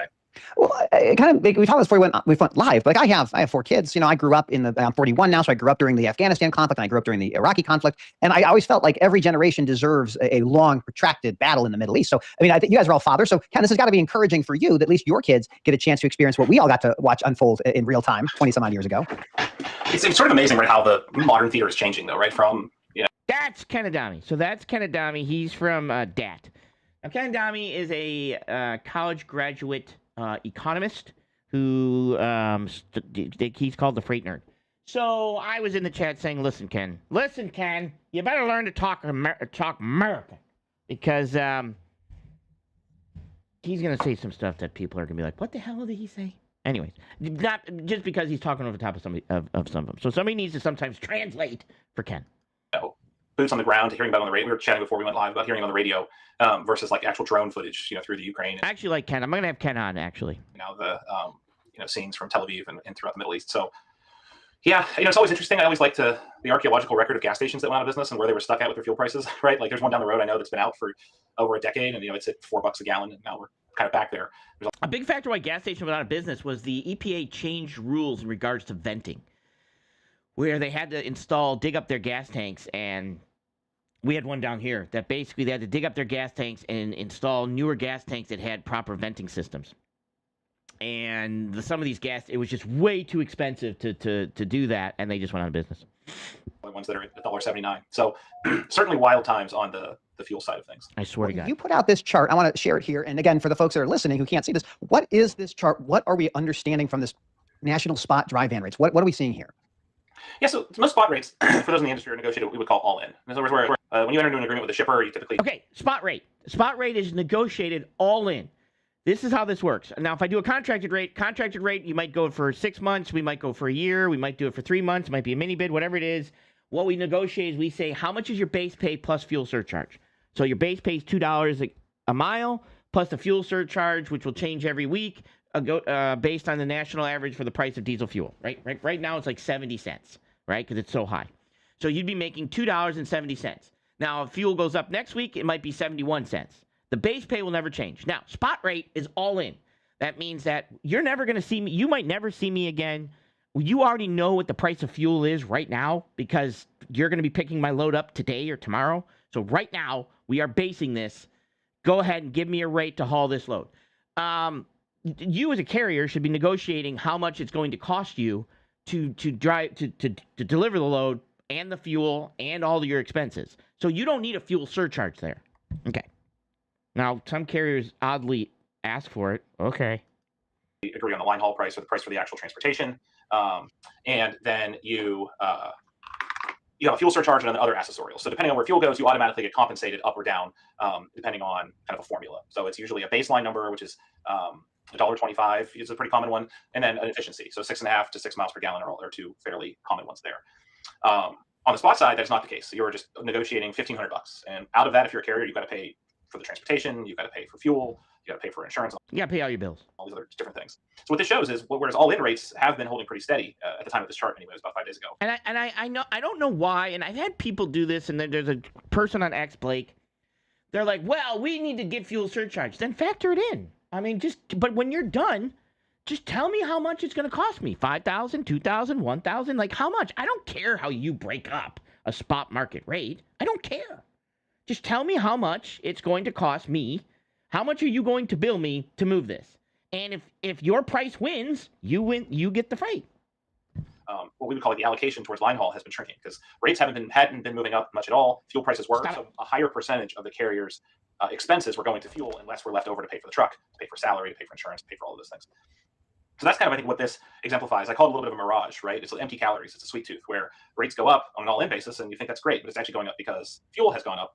And unfortunately, it's not going up by the same amount you would need to make yourself whole. If it was, both of these lines would be going up in concert. Do you think shippers understand the dynamics of the fuel issue that's facing the smaller motor carriers? I imagine for bigger motor carriers, they negotiate surcharges and they're probably to an extent protected or insulated from this. But maybe I'm wrong. What either one of you guys, what would be like for a big motor carrier? Is this a big issue for them to worry about, or do they have contracts built in to deal with this type of variability? I mean, if you're a large carrier hauling mostly contract freight, you're going to have a surcharge attached to it. But the question then turns into how efficient are you running? So as Ken mentioned, let's say you're assuming 6.5 miles a gallon. If you're only getting 6 miles a gallon right now, this is really hurting. Okay, now this is where small carriers, and like I said, we look at small carriers. There's a huge amount of small carriers in the industry. If you're a mega carrier, Swift, Schneider, large companies like this, you're going in and you're hauling contracted freight because you can bid on all these lanes and you can win them, and you've got a fuel surcharge. Your price can go up. If you're a small carrier running the spot market, that fuel surcharge isn't factoring into your loads. So you have a harder time now. You have to decide, okay, what's my fuel going to cost? And you have to be up on your numbers. And this is where a lot of small carriers don't know their numbers, and they get crushed because you don't know your numbers. Or if you're having to deadhead more, this is really hurting. So we're going to see carriers be very selective about the freight that they are going to. Deadhead means empty. Like if I'm a shipper, I'm not paying you empty miles. Now my customers do, but I have specialty equipment. Okay, so there are times that, hey, if you want my specialty trailer to drive from here to there to come get your load because you need my specialty trailer, you're going to probably pay deadhead miles. But if you're just a van, I'm not paying your deadhead miles because there's another 53-foot tractor trailer sitting right next to you that's not going to charge me to drive here. Like, so that's the problem. So deadhead miles you're not paid for. That's your decision to drive it or not, or calculate it into the load and hope you get it. Move. I may not go into Southern Florida if I think I'm not going to get a backhaul out of there, and I'm going to have a much higher deadhead cost than before. But if you're getting 8 miles a gallon, hey, this is great right now. I mean, the LTL carriers, they're going to be making extra profit, this month and very likely the next coming months off of higher fuel surcharges. So it really depends where you reside. But if you are a inefficient spot market centric carrier, this is the worst thing that possibly could have happened for you. 100%. Do we think that there's going to be more exits in the business, Ken? Like we see every month, 6,000 or 7,000 motor carriers, become authorized to haul in the industry. Is there going to be another culling that we're expecting, or is it if you've been able to hang on, just keep hanging on, it's going to be okay soon? So it depends. To echo what Jason said, so if 80%, just for easy math, 80% of freight that moved is contract, I would say 80% plus of that is actually those carriers are making money on their fuel surcharge. They're running an efficiency rate higher than a fuel surcharge that may have been printed a decade ago. Right? 100%. So if you're getting 8 miles to the gallon, 7 miles to the gallon, by the time you do the calculations, you're actually making money on fuel. There's a calculation you can do. I'm not going to do it. It's boring. But you'd actually be making more money with a higher fuel surcharge because you get such good fuel mileage, and you can buy fuel at discounts if you have, things like WEX has a fuel card, right? One of my sponsors has a fuel card. You can sign up for the fuel card, and things like that. If you're running at 8 miles per gallon and your fuel surcharge with your carriers, your shippers at 6.5, you're doing okay right now. Like you're making money on fuel. On the small carriers, I think it all just depends on where the fundamentals go. Like I think in flatbed, probably not. Like maybe it slows down some of your margin expansion and the tailwinds that you were seeing, but it seems like the demand's going to be strong enough there to outweigh the effect. I think in reefer with some of the crop damage and if we have a poor produce season, I think it could push more trucks out. A flatbed is to me the most certain. Reefer I think is pretty well established what's going to happen. Honestly, maybe especially amongst this panel, I have the most unknowns about dry van. I really don't. I don't know. I remain optimistic about the year. I remain cautiously optimistic about how demand's going to hold up once we get into the spring shipping season. But I also am terrified of $5 plus diesel through the summer. Like I think those things will be at odds with each other, and it's tension that the system just doesn't need. I don't know. I don't know if I'm optimistic about van right now with high fuel prices, to be honest. I don't know. I'm going to think that one through. Would you echo those sentiments, Jason? What do you think for the couple of months going into the summer? How is this going to look for the motor carriers? Yeah, I think Ken's different sector summary is spot on. Flatbed looks very strong right now. Data center construction is very robust. We love the data centers. We love the data centers. That is just the big thing, and it's a fiscal ecosystem. Yeah, data centers are rocking OD freight right now. If you are pulling something for either a data center or a generator system for a data center, you're doing quite well because when it comes to OD freight, that's booming right now. It's the solar panels to put in solar fields. It's the construction equipment. All of this stuff is doing very well right now. On the dry van side, furniture is doing terrible because people aren't moving. Carpet's doing terrible because automotive's not doing good. People aren't moving. Appliances are doing terrible because people aren't moving. I mean, we've seen production falling back to levels in 2012, 2013 in some of these sectors. There's a lot of concerns about motor vehicles right now in terms of where the consumer is going to be at in terms of purchasing power. Paper's doing abysmal. Still one of the biggest freight generating sectors out there. So what you see is kind of the data center ecosystem and the freight that supports that. That's going to keep going strong this year. I mean, it doesn't seem that we're going to be close to an AI bubble yet. And given a lot of these projects are already in the pipeline, it really isn't going to matter quite as much, certainly over the next 3 to 5, 6 months. On the consumer side, the U.S. consumer is not doing the best at the moment. And the concern is $4 a gallon gas, that hurts. If we go up to $5, that really hurts. Again, the big concern is the catastrophic oil at $140 or $150 a barrel. Gas is now $6 a gallon nationally. When we had this in 2022, we still had a lot of people that were doing okay because of the stimulus money that they had banked. We hadn't had the prolonged period of price increases. There was a lot more essentially slack in the consumer ecosystem to keep things going. You had credit card delinquencies had fallen to near record low levels. You don't have that this time around. Yeah, that's a really important point on the American consumer. I mean, there's anecdotally, if you go to somebody and say, I need $400 in the next day or 2 days, most Americans couldn't do that. But on a practical side, the credit card delinquencies are up, the auto loan defaults and delinquencies are up, mortgages and rental payments, those are also falling behind. So there's a lot less capacity for the American consumer to buy things. And then you add in raising fuel prices, which will hit everything eventually. it doesn't bode well. Like it's the frog inside the pot. Ken, is the pot boiling or is the pot just a little bit warm? Is it still comfortable enough for us to enjoy?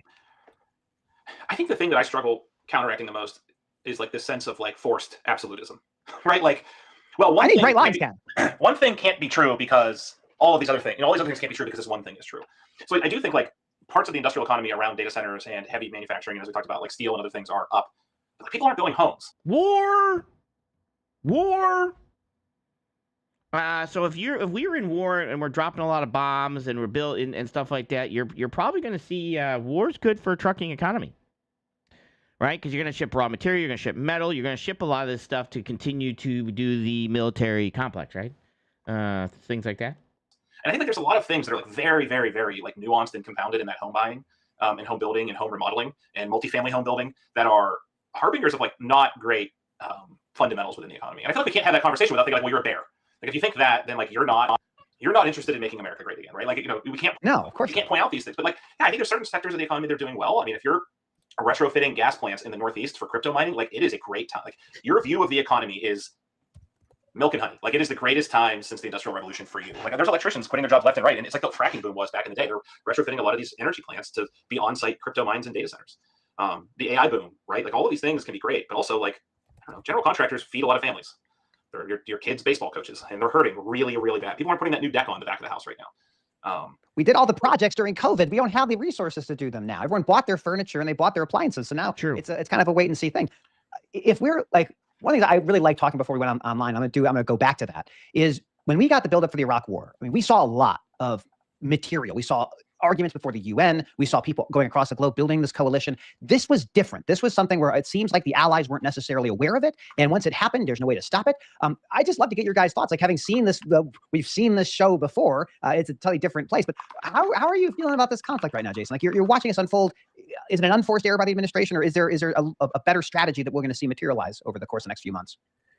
So it's still too early to call right now. It ultimately just depends. Iran has showed much more staying power than I think could be expected. There's no one who's going to say with a straight face that anybody in the administration thought that we would still be having open conflict on March 25th. There's not one person who's going to tell me that, and with a straight face, that I would believe. The concern right now, I think, is we have a chance at this moment in time for an off-ramp that gets us out of. Wait a minute. Trump plans wage hikes for H-1B employers in New Year rule. Let me see what that means. Too much. Extremely long-term damage. We've seen this. Qatar has lost 17% of their natural gas export production for the next 3 to 5 years. That's insane. Insane. Yeah, thanks to just a couple Iranian missiles hitting their facility. The concern I have is if we don't take the off-ramp now, we are looking at boots on the ground. You don't send the 82nd Airborne and you don't have 5,000 Marines heading over there for no reason. That's the point where we start looking at incredible infrastructure damage taking place.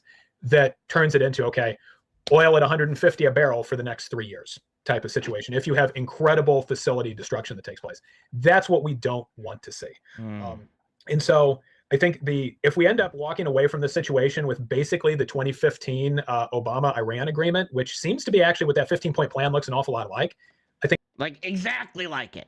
People are going to say, what was this for? Yeah. But then the question is, can you get more than that without risking, very, very, very serious global economic damage? That's where we don't know. I think the American public, though, I mean, again, we all grew up in this. We're all roughly the same age here.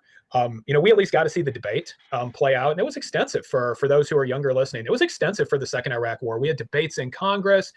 Folks had to vote on it. It cost Hillary Clinton the 2008 Democratic nomination, arguably, against would have been at the time Senator Obama, because she had been for the war and our view on the war had soured so much. True. I don't think there's ever been a conflict, though, where the American people have been more angry so quick about a conflict. Because when you look first month or so after our invasion of Iraq, I think it was like 75, 80% approval. We're now at 40% for something like this. So, I mean, that's a challenge. I don't see how the American public tolerates another month. And unfortunately, the Iranians know that. I feel like we're kind of in this period of stasis. Like everyone's kind of waiting to see what happens as it continues to advance. And we see things in the news. Oh, we're talking about winding down. Oh, we think there's going to be some conversations that'll result in something. We've been told explicitly no boots on the ground, but then there's talk of mobilizing Marines. It's interesting to see this unfolding, and I can't help but feel like the old days back in the early 2000s, we watched the Iraqi conflict go, and there was a lot more folks around that side to help push this. Ken, when you're seeing this, I will say we are experiencing issues on LinkedIn. It seems to be on that side, so this recording, we'll re-release it, but I'm getting notes that it's not working on that platform, so I apologize for that. We'll get this all cleaned up in post, as they say. But Ken, looking at this thing as it unfolds, will this have a bigger impact than the Ukrainian conflict that started not terribly long ago? Is this one that's going to be far more reaching than we anticipate at this moment? I don't know. I'm not like a foreign policy expert. I think above all, right, I think we're Americans. And if you're going to trust the administration on their word, that, and again, it's now being widely corroborated that Iran seemingly was getting closer to having nuclear capabilities, then I think I talk about freight. So like if the government did what they felt they needed to do to stop that, whether that was in collaboration with our allies or not, it feels like that mission is progressing as planned. I would also tell you that I don't think it'd be beyond the pale for this administration to block the export of oil to solve this problem domestically. The problem is blocking the export oil market doesn't help us immensely right now, to be completely honest. U.S. refineries are mostly geared towards heavy oil. Now, they could switch towards light oil. That is doable. But they're mostly geared towards heavy oil because heavy oil is cheaper than sweet oil, and we drill a lot of sweet oil. So we can't just block the export and say, okay, we're good now. We would actually have to switch our refineries to be able to process sweet oil, which is more expensive oil anyways. So I don't know if that would be a good idea. Now, again, if it's a war that's going to go on for years, yeah. But if it's not, maybe not. Because there's going to be some cost into switching over to process sweet oil, right? There's going to be some cost. So I think that's something you kind of have to weigh. How long is this war going to go on to do something like that? I think, Jason, you're an expert on this, and I can't confirm this, but it is constitutional to tariff exports, correct? They would have to just flat out block the exportation of oil. They would need to. But so IEPA. Oh, this is the thing. IEPA would actually probably allow that. This is the IEPA use case. IEPA didn't say you can't tariff, but and exports are unique though. You can't tariff exports, so that is in the Constitution. The challenge is that one, so much of our issue with the export side and the refined product piece is, again, it's that finding the right balance situation that you would need to have on that. And that would crush one of our biggest export categories other than aircraft, which, given where jet fuel prices would be, if we're talking this conversation, would probably not be in quite as much demand as they would have been. And I think that the challenge we're dealing with now is, over the last decade, we've seen the intersection of geopolitics and supply chain management probably get, they're so much more entwined. I mean, I remember in 2021, right, we're having to figure out what is China doing with, regional lockdowns due to COVID, because that was cascading over to affecting ocean freight, and then shortages in U.S. manufacturing. And what we also have is these natural gas tankers that are over in the Persian Gulf. They're basically, some of their natural gas is bleeding off from evaporation. So they're losing some of the natural gas that's in those containers. Sure. Not containers, in those natural gas ships. That was affecting inflation. And so I think that that's made it very, very challenging. But what we're seeing now is just an incredibly complex series of events playing out. And I think one of the biggest challenges that we're having is, it doesn't matter where on the political spectrum you are with this. You don't have to have a PhD to see that a lot of the behaviors being done by the administration are timed around the news cycle, and specifically whether the oil market is trading or not. You see an announcement Monday morning when the market's down. You saw some people almost assuredly trading on that too, based on all the reporting. Yeah, of course. So you extend a timeline till Friday night or Saturday when the oil market's closed. And so I think that that's been one of the challenges. Is I think what we're all trying to have in the freight space, and this is, again, I'm just going to be like reading here from the Dallas Fed Energy Survey, which if you're in freight, you should be reading that anyway. Global uncertainty, highest we've ever felt. We're hoping for a quick end of the war. Volatility is making it impossible to plan for everything. Uncertainty is off the charts. We have no clue where this will end. The Iran war is wreaking havoc on the industry.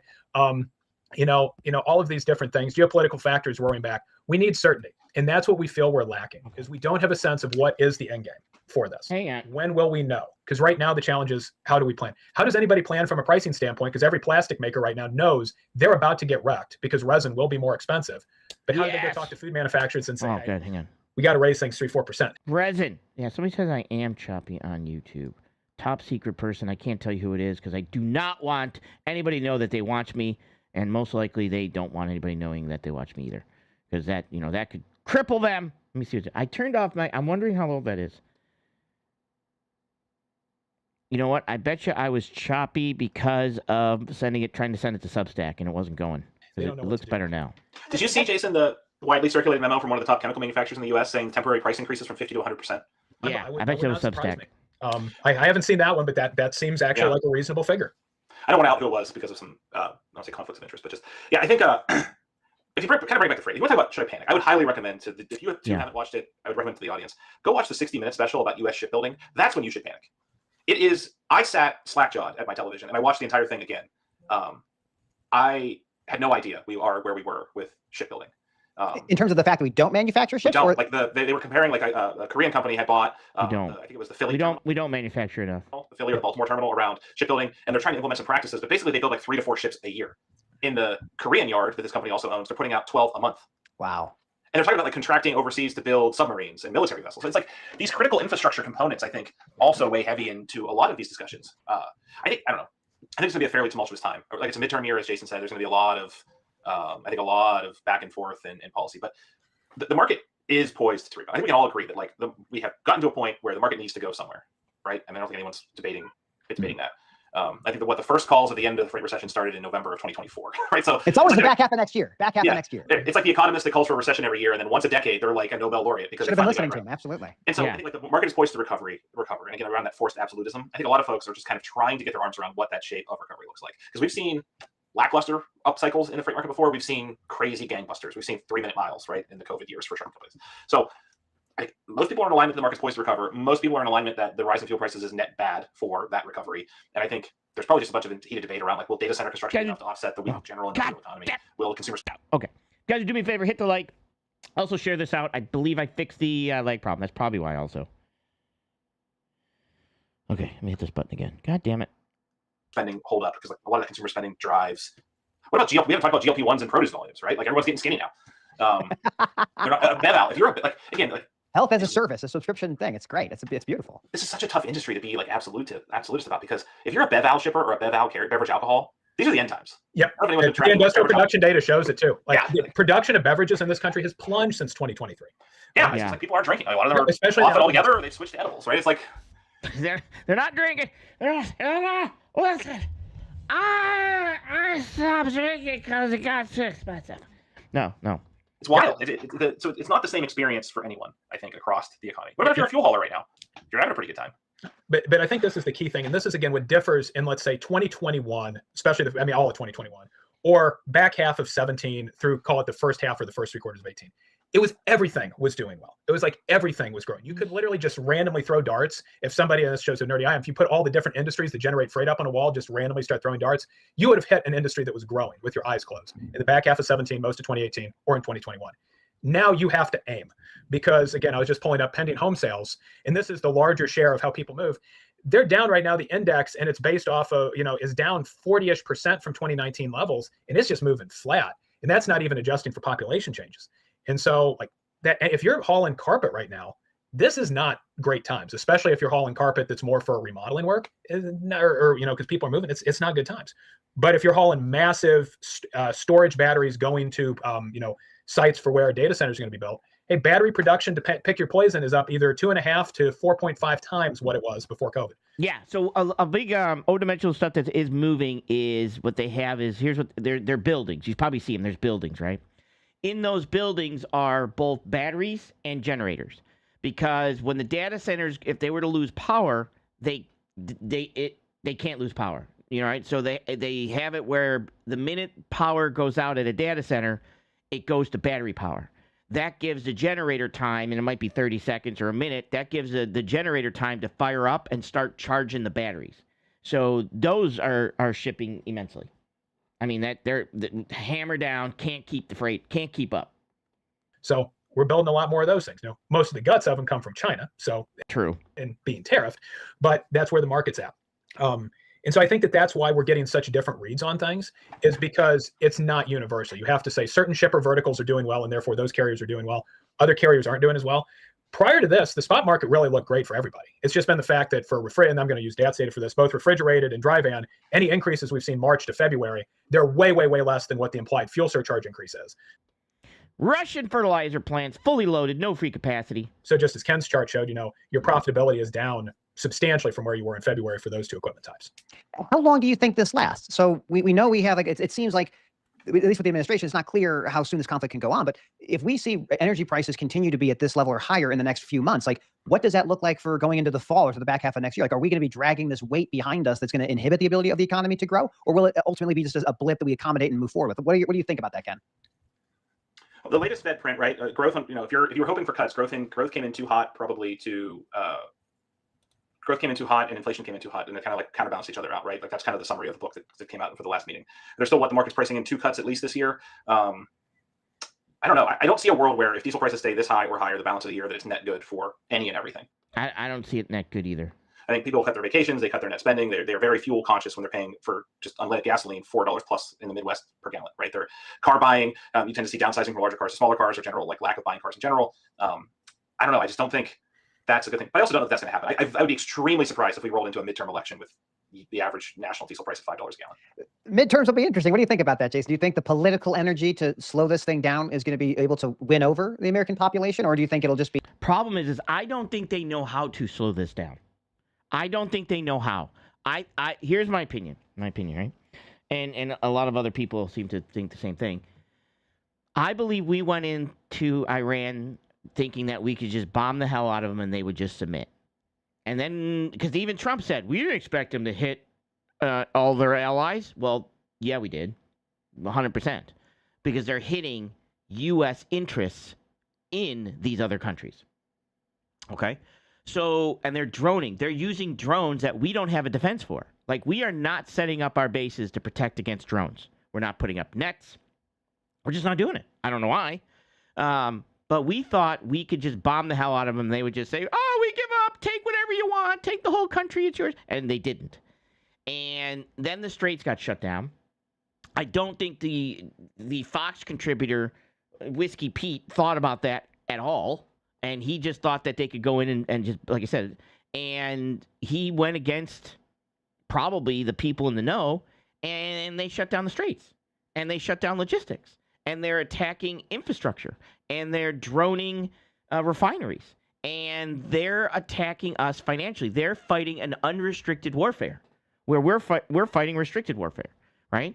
And they're using aspects of other ways to punish us financially, inflationary, logistically, and all this other stuff, where we just keep dropping bombs and they just keep hitting our pocketbooks. And who's going to win? Well, they'll live in caves before we'll live in caves, so that's not good for us. I'm just saying.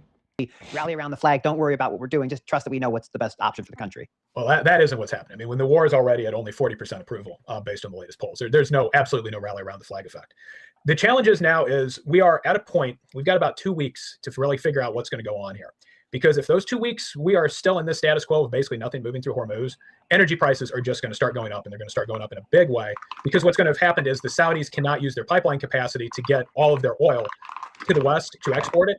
And so what's going to happen is they're going to have to start engaging in even more shut-ins.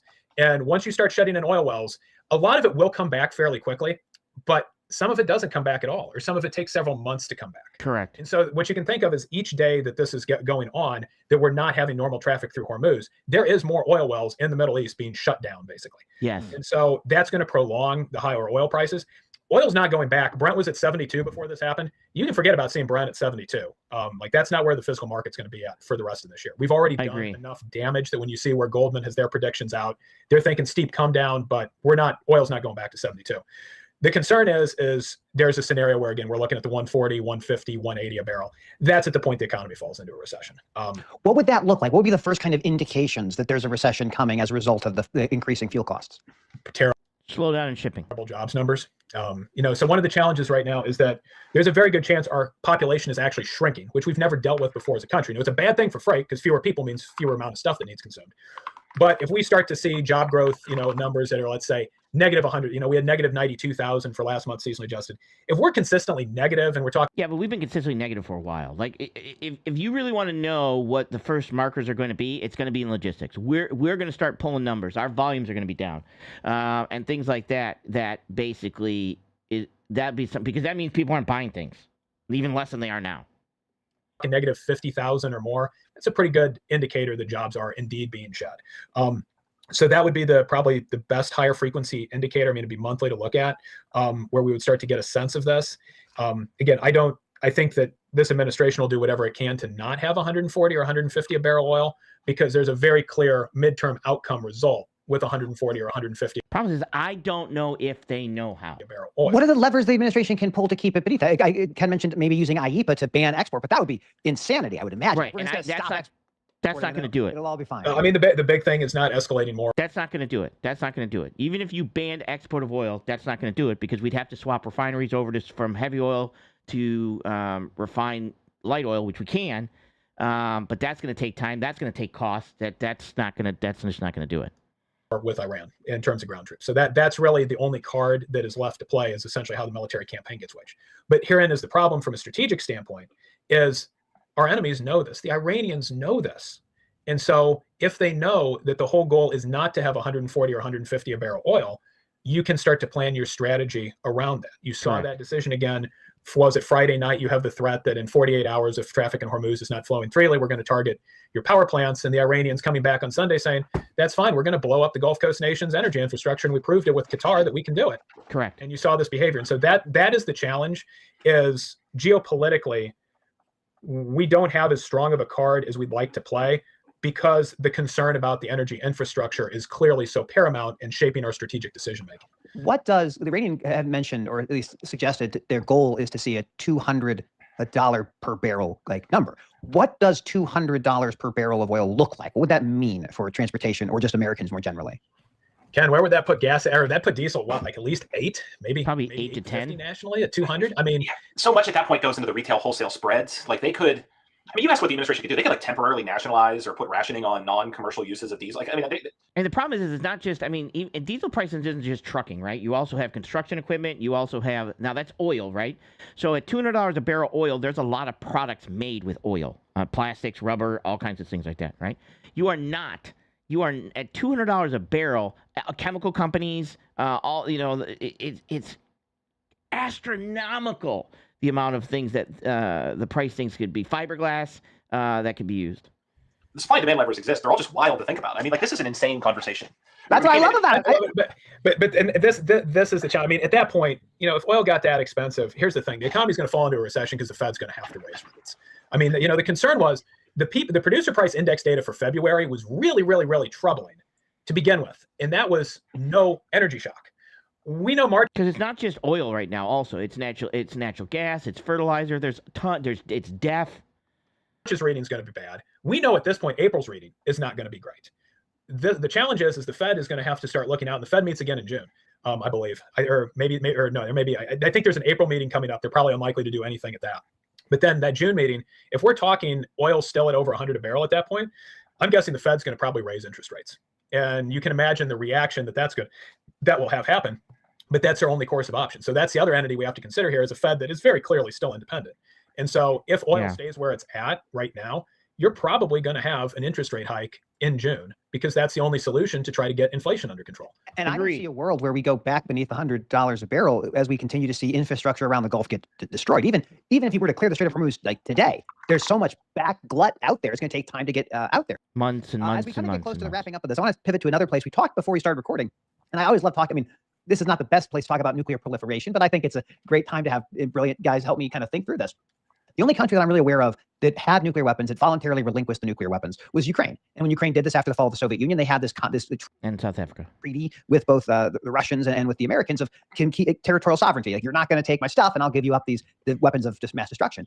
And we saw what happened. You give up the nukes, you lose that ability to say, hey, you're not going to come knock on my door. And we look at Iran, and we say a similar thing, that they were going to have the nuclear weapons. And if you look at clips over the last 40 years, they've been just weeks away, months away from having a nuclear weapon. Yeah, they've been weeks and months away for years and years. And if I were a leader of a sovereign nation, I would say I would never, ever, ever relinquish nuclear capability because this is what happens. So as we look at what's happening on the global perspective of nuclear proliferation, this has got to be something that people are really wringing their hands about. What are your thoughts about what we're seeing unfold? And what's the message we tell to the broader world about nuclear weapons and nuclear proliferation? And I think the problem is, I know we're all concerned about nuclear weapons. Oh my God, nuclear weapons. Oh my God, nuclear weapons.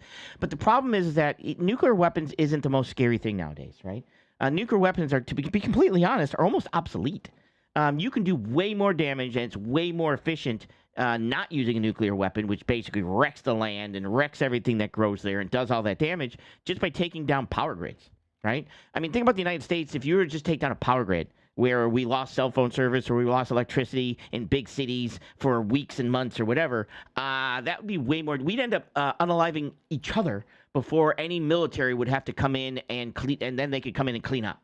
Like, that's not a monstrous threat anymore compared to taking down technology It was back in, when we dropped it, but not so much now, right? 40s, 50s, big deal. It's nuclear technology is old technology. I mean, it's 80 years old, right? I mean, and according to Moore's law, everything gets faster and faster and faster with technology.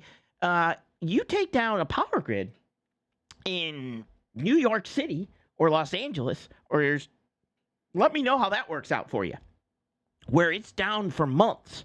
Let me know how that works out. Yeah, so what I would say, there's actually one other country that voluntarily gave up nuclear weapons, and that was South Africa. Oh, that's right. But that was because the white government was transitioning over to a black government, and they did not want their own people to have nuclear weapons. And so that was the only whole program voluntarily disassembled. I mean, the reality is that India and Pakistan developed nuclear weapons in secret for a reason. The Israelis did it as well. The North Koreans did it as well.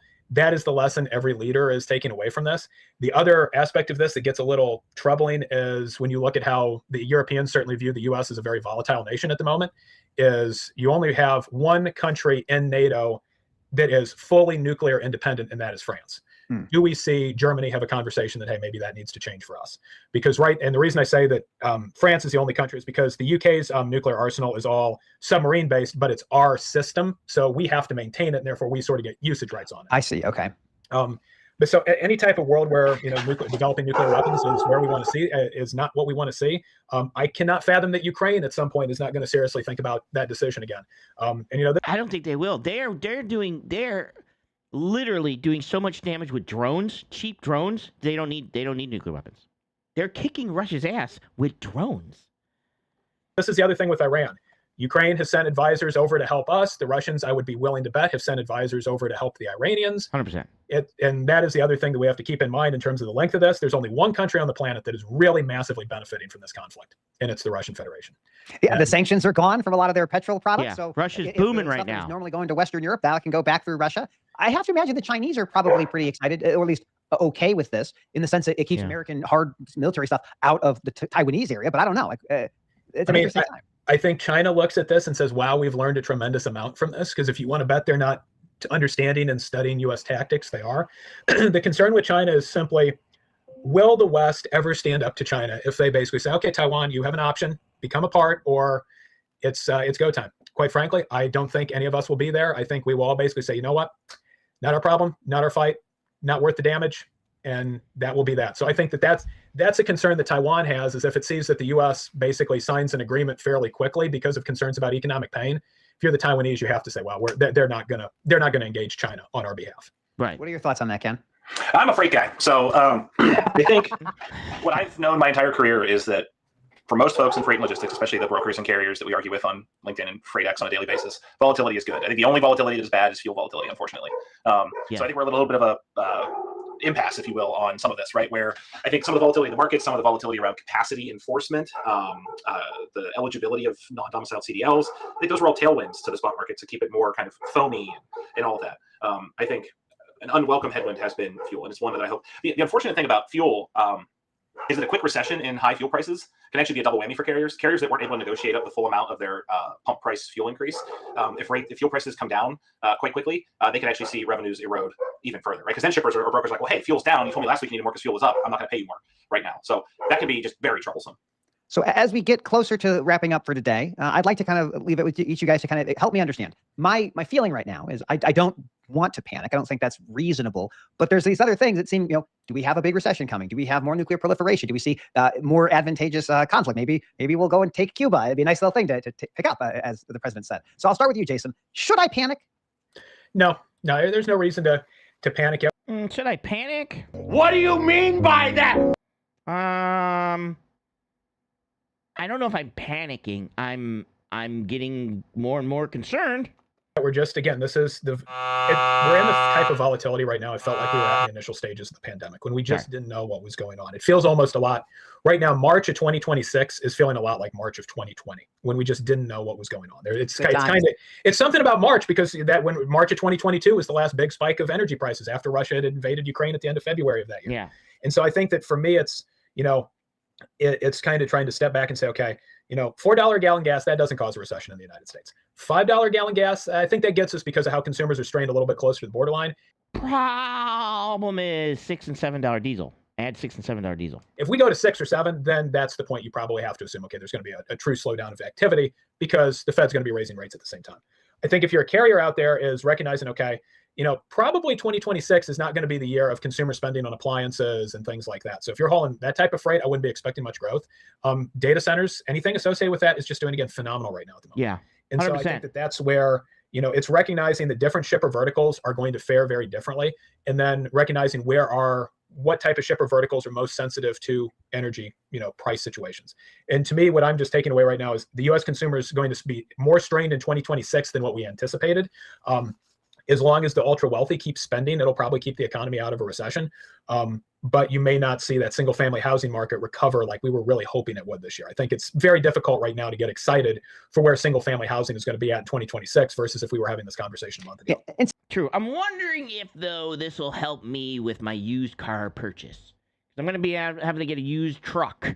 So maybe nobody can afford vehicles now. So they're going to, I don't know. We'll see. Single family housing is so important for the transportation industry. I think it's like 7 full truckloads go into every house that's built. So when you build a house, there's a lot of freight that gets moving. So turning to you, Ken, clearly Professor Miller is of the opinion that I ought not to panic. Do you share that sentiment, or do you think maybe I should panic, just not a ton?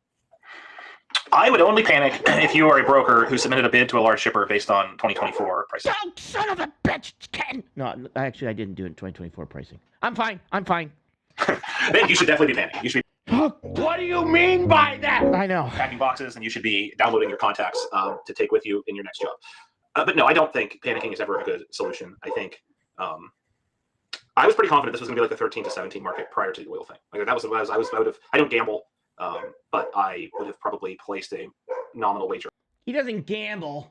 I think he counts cards. But is that really gambling? No. On that to be the shape of this market. And now I don't know. I think we had some weather. I know I lived through it. So the folks who said we didn't have weather challenges in the Northeast and Midwest in February are factually incorrect because I lived through Winter Storm Fern. It was not pleasant. I lived through the subsequent polar vortex. It definitely had an effect on the freight markets. So I think a lot of shippers that I talk to, they want to see a little bit of tape on what this market looks like absent disruption. And so that I think is probably the most measured way to look at it. It's a tough time to price. I don't think anyone's going to argue that, especially if you're a broker. But even if you're an asset-based carrier, it's a tough time to price because you just don't know where the market's probably. Yeah, it's tough. It's tough. Maybe this is why we have more transparency. We'll just have everyone know every cost all the time. It's going to be the perfect solution, right, Ken? I don't think so. Maybe we can all get higher frequency data. That might be the one solution to this problem. Well, I think we'll have to have you guys back again in the near future as we kind of navigate this new crisis and presumably the... Listen, armchair attorney, I want on the board. I want to be on the panel with these guys as me. I want on. Bring me in, coach. I'm going to end up cutting it here. If you guys do not have surge carriers, if you're a carrier and you're not ratting on the truck next to you to try to see if he's out of service, that way he's not in your competition. You should be, because brokers are using it. Everybody's using surge carrier. So you might as well using it also. Definitely, I would sign up for that. Actually, I am signed up for it. Also, WEX, if you need factoring, and if you're looking for any type of safety compliance and insurance all in one, go to oversizeinsurance.com and go ahead and book a meeting with me. We'll take a look at that because we want you to make sure that you are the best of the best of the best, sir. That being said, I'm out of here. See ya. I got to go clean up a gas leak on pump 4. I just got a phone call.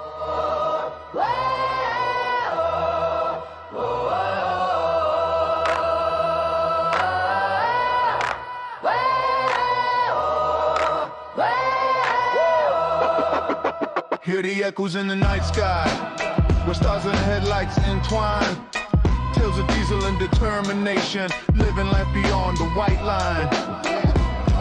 On a desert stretch where silence roars, tires hum a solemn tune. Every journey writes its saga in the glow of the highway moon. Sage outcast, port hat, where the big lows, big roads meet, talking miles, talking metro. Every rig, every route, every week, Sage outcast. From the yard to the last white line. If it's trucking them bones, deep hustle. You tune into that state of mind. Keep the fire burning bright. While the world fades into night. Through the miles, through the time, we ride on in the endless climb. bitch.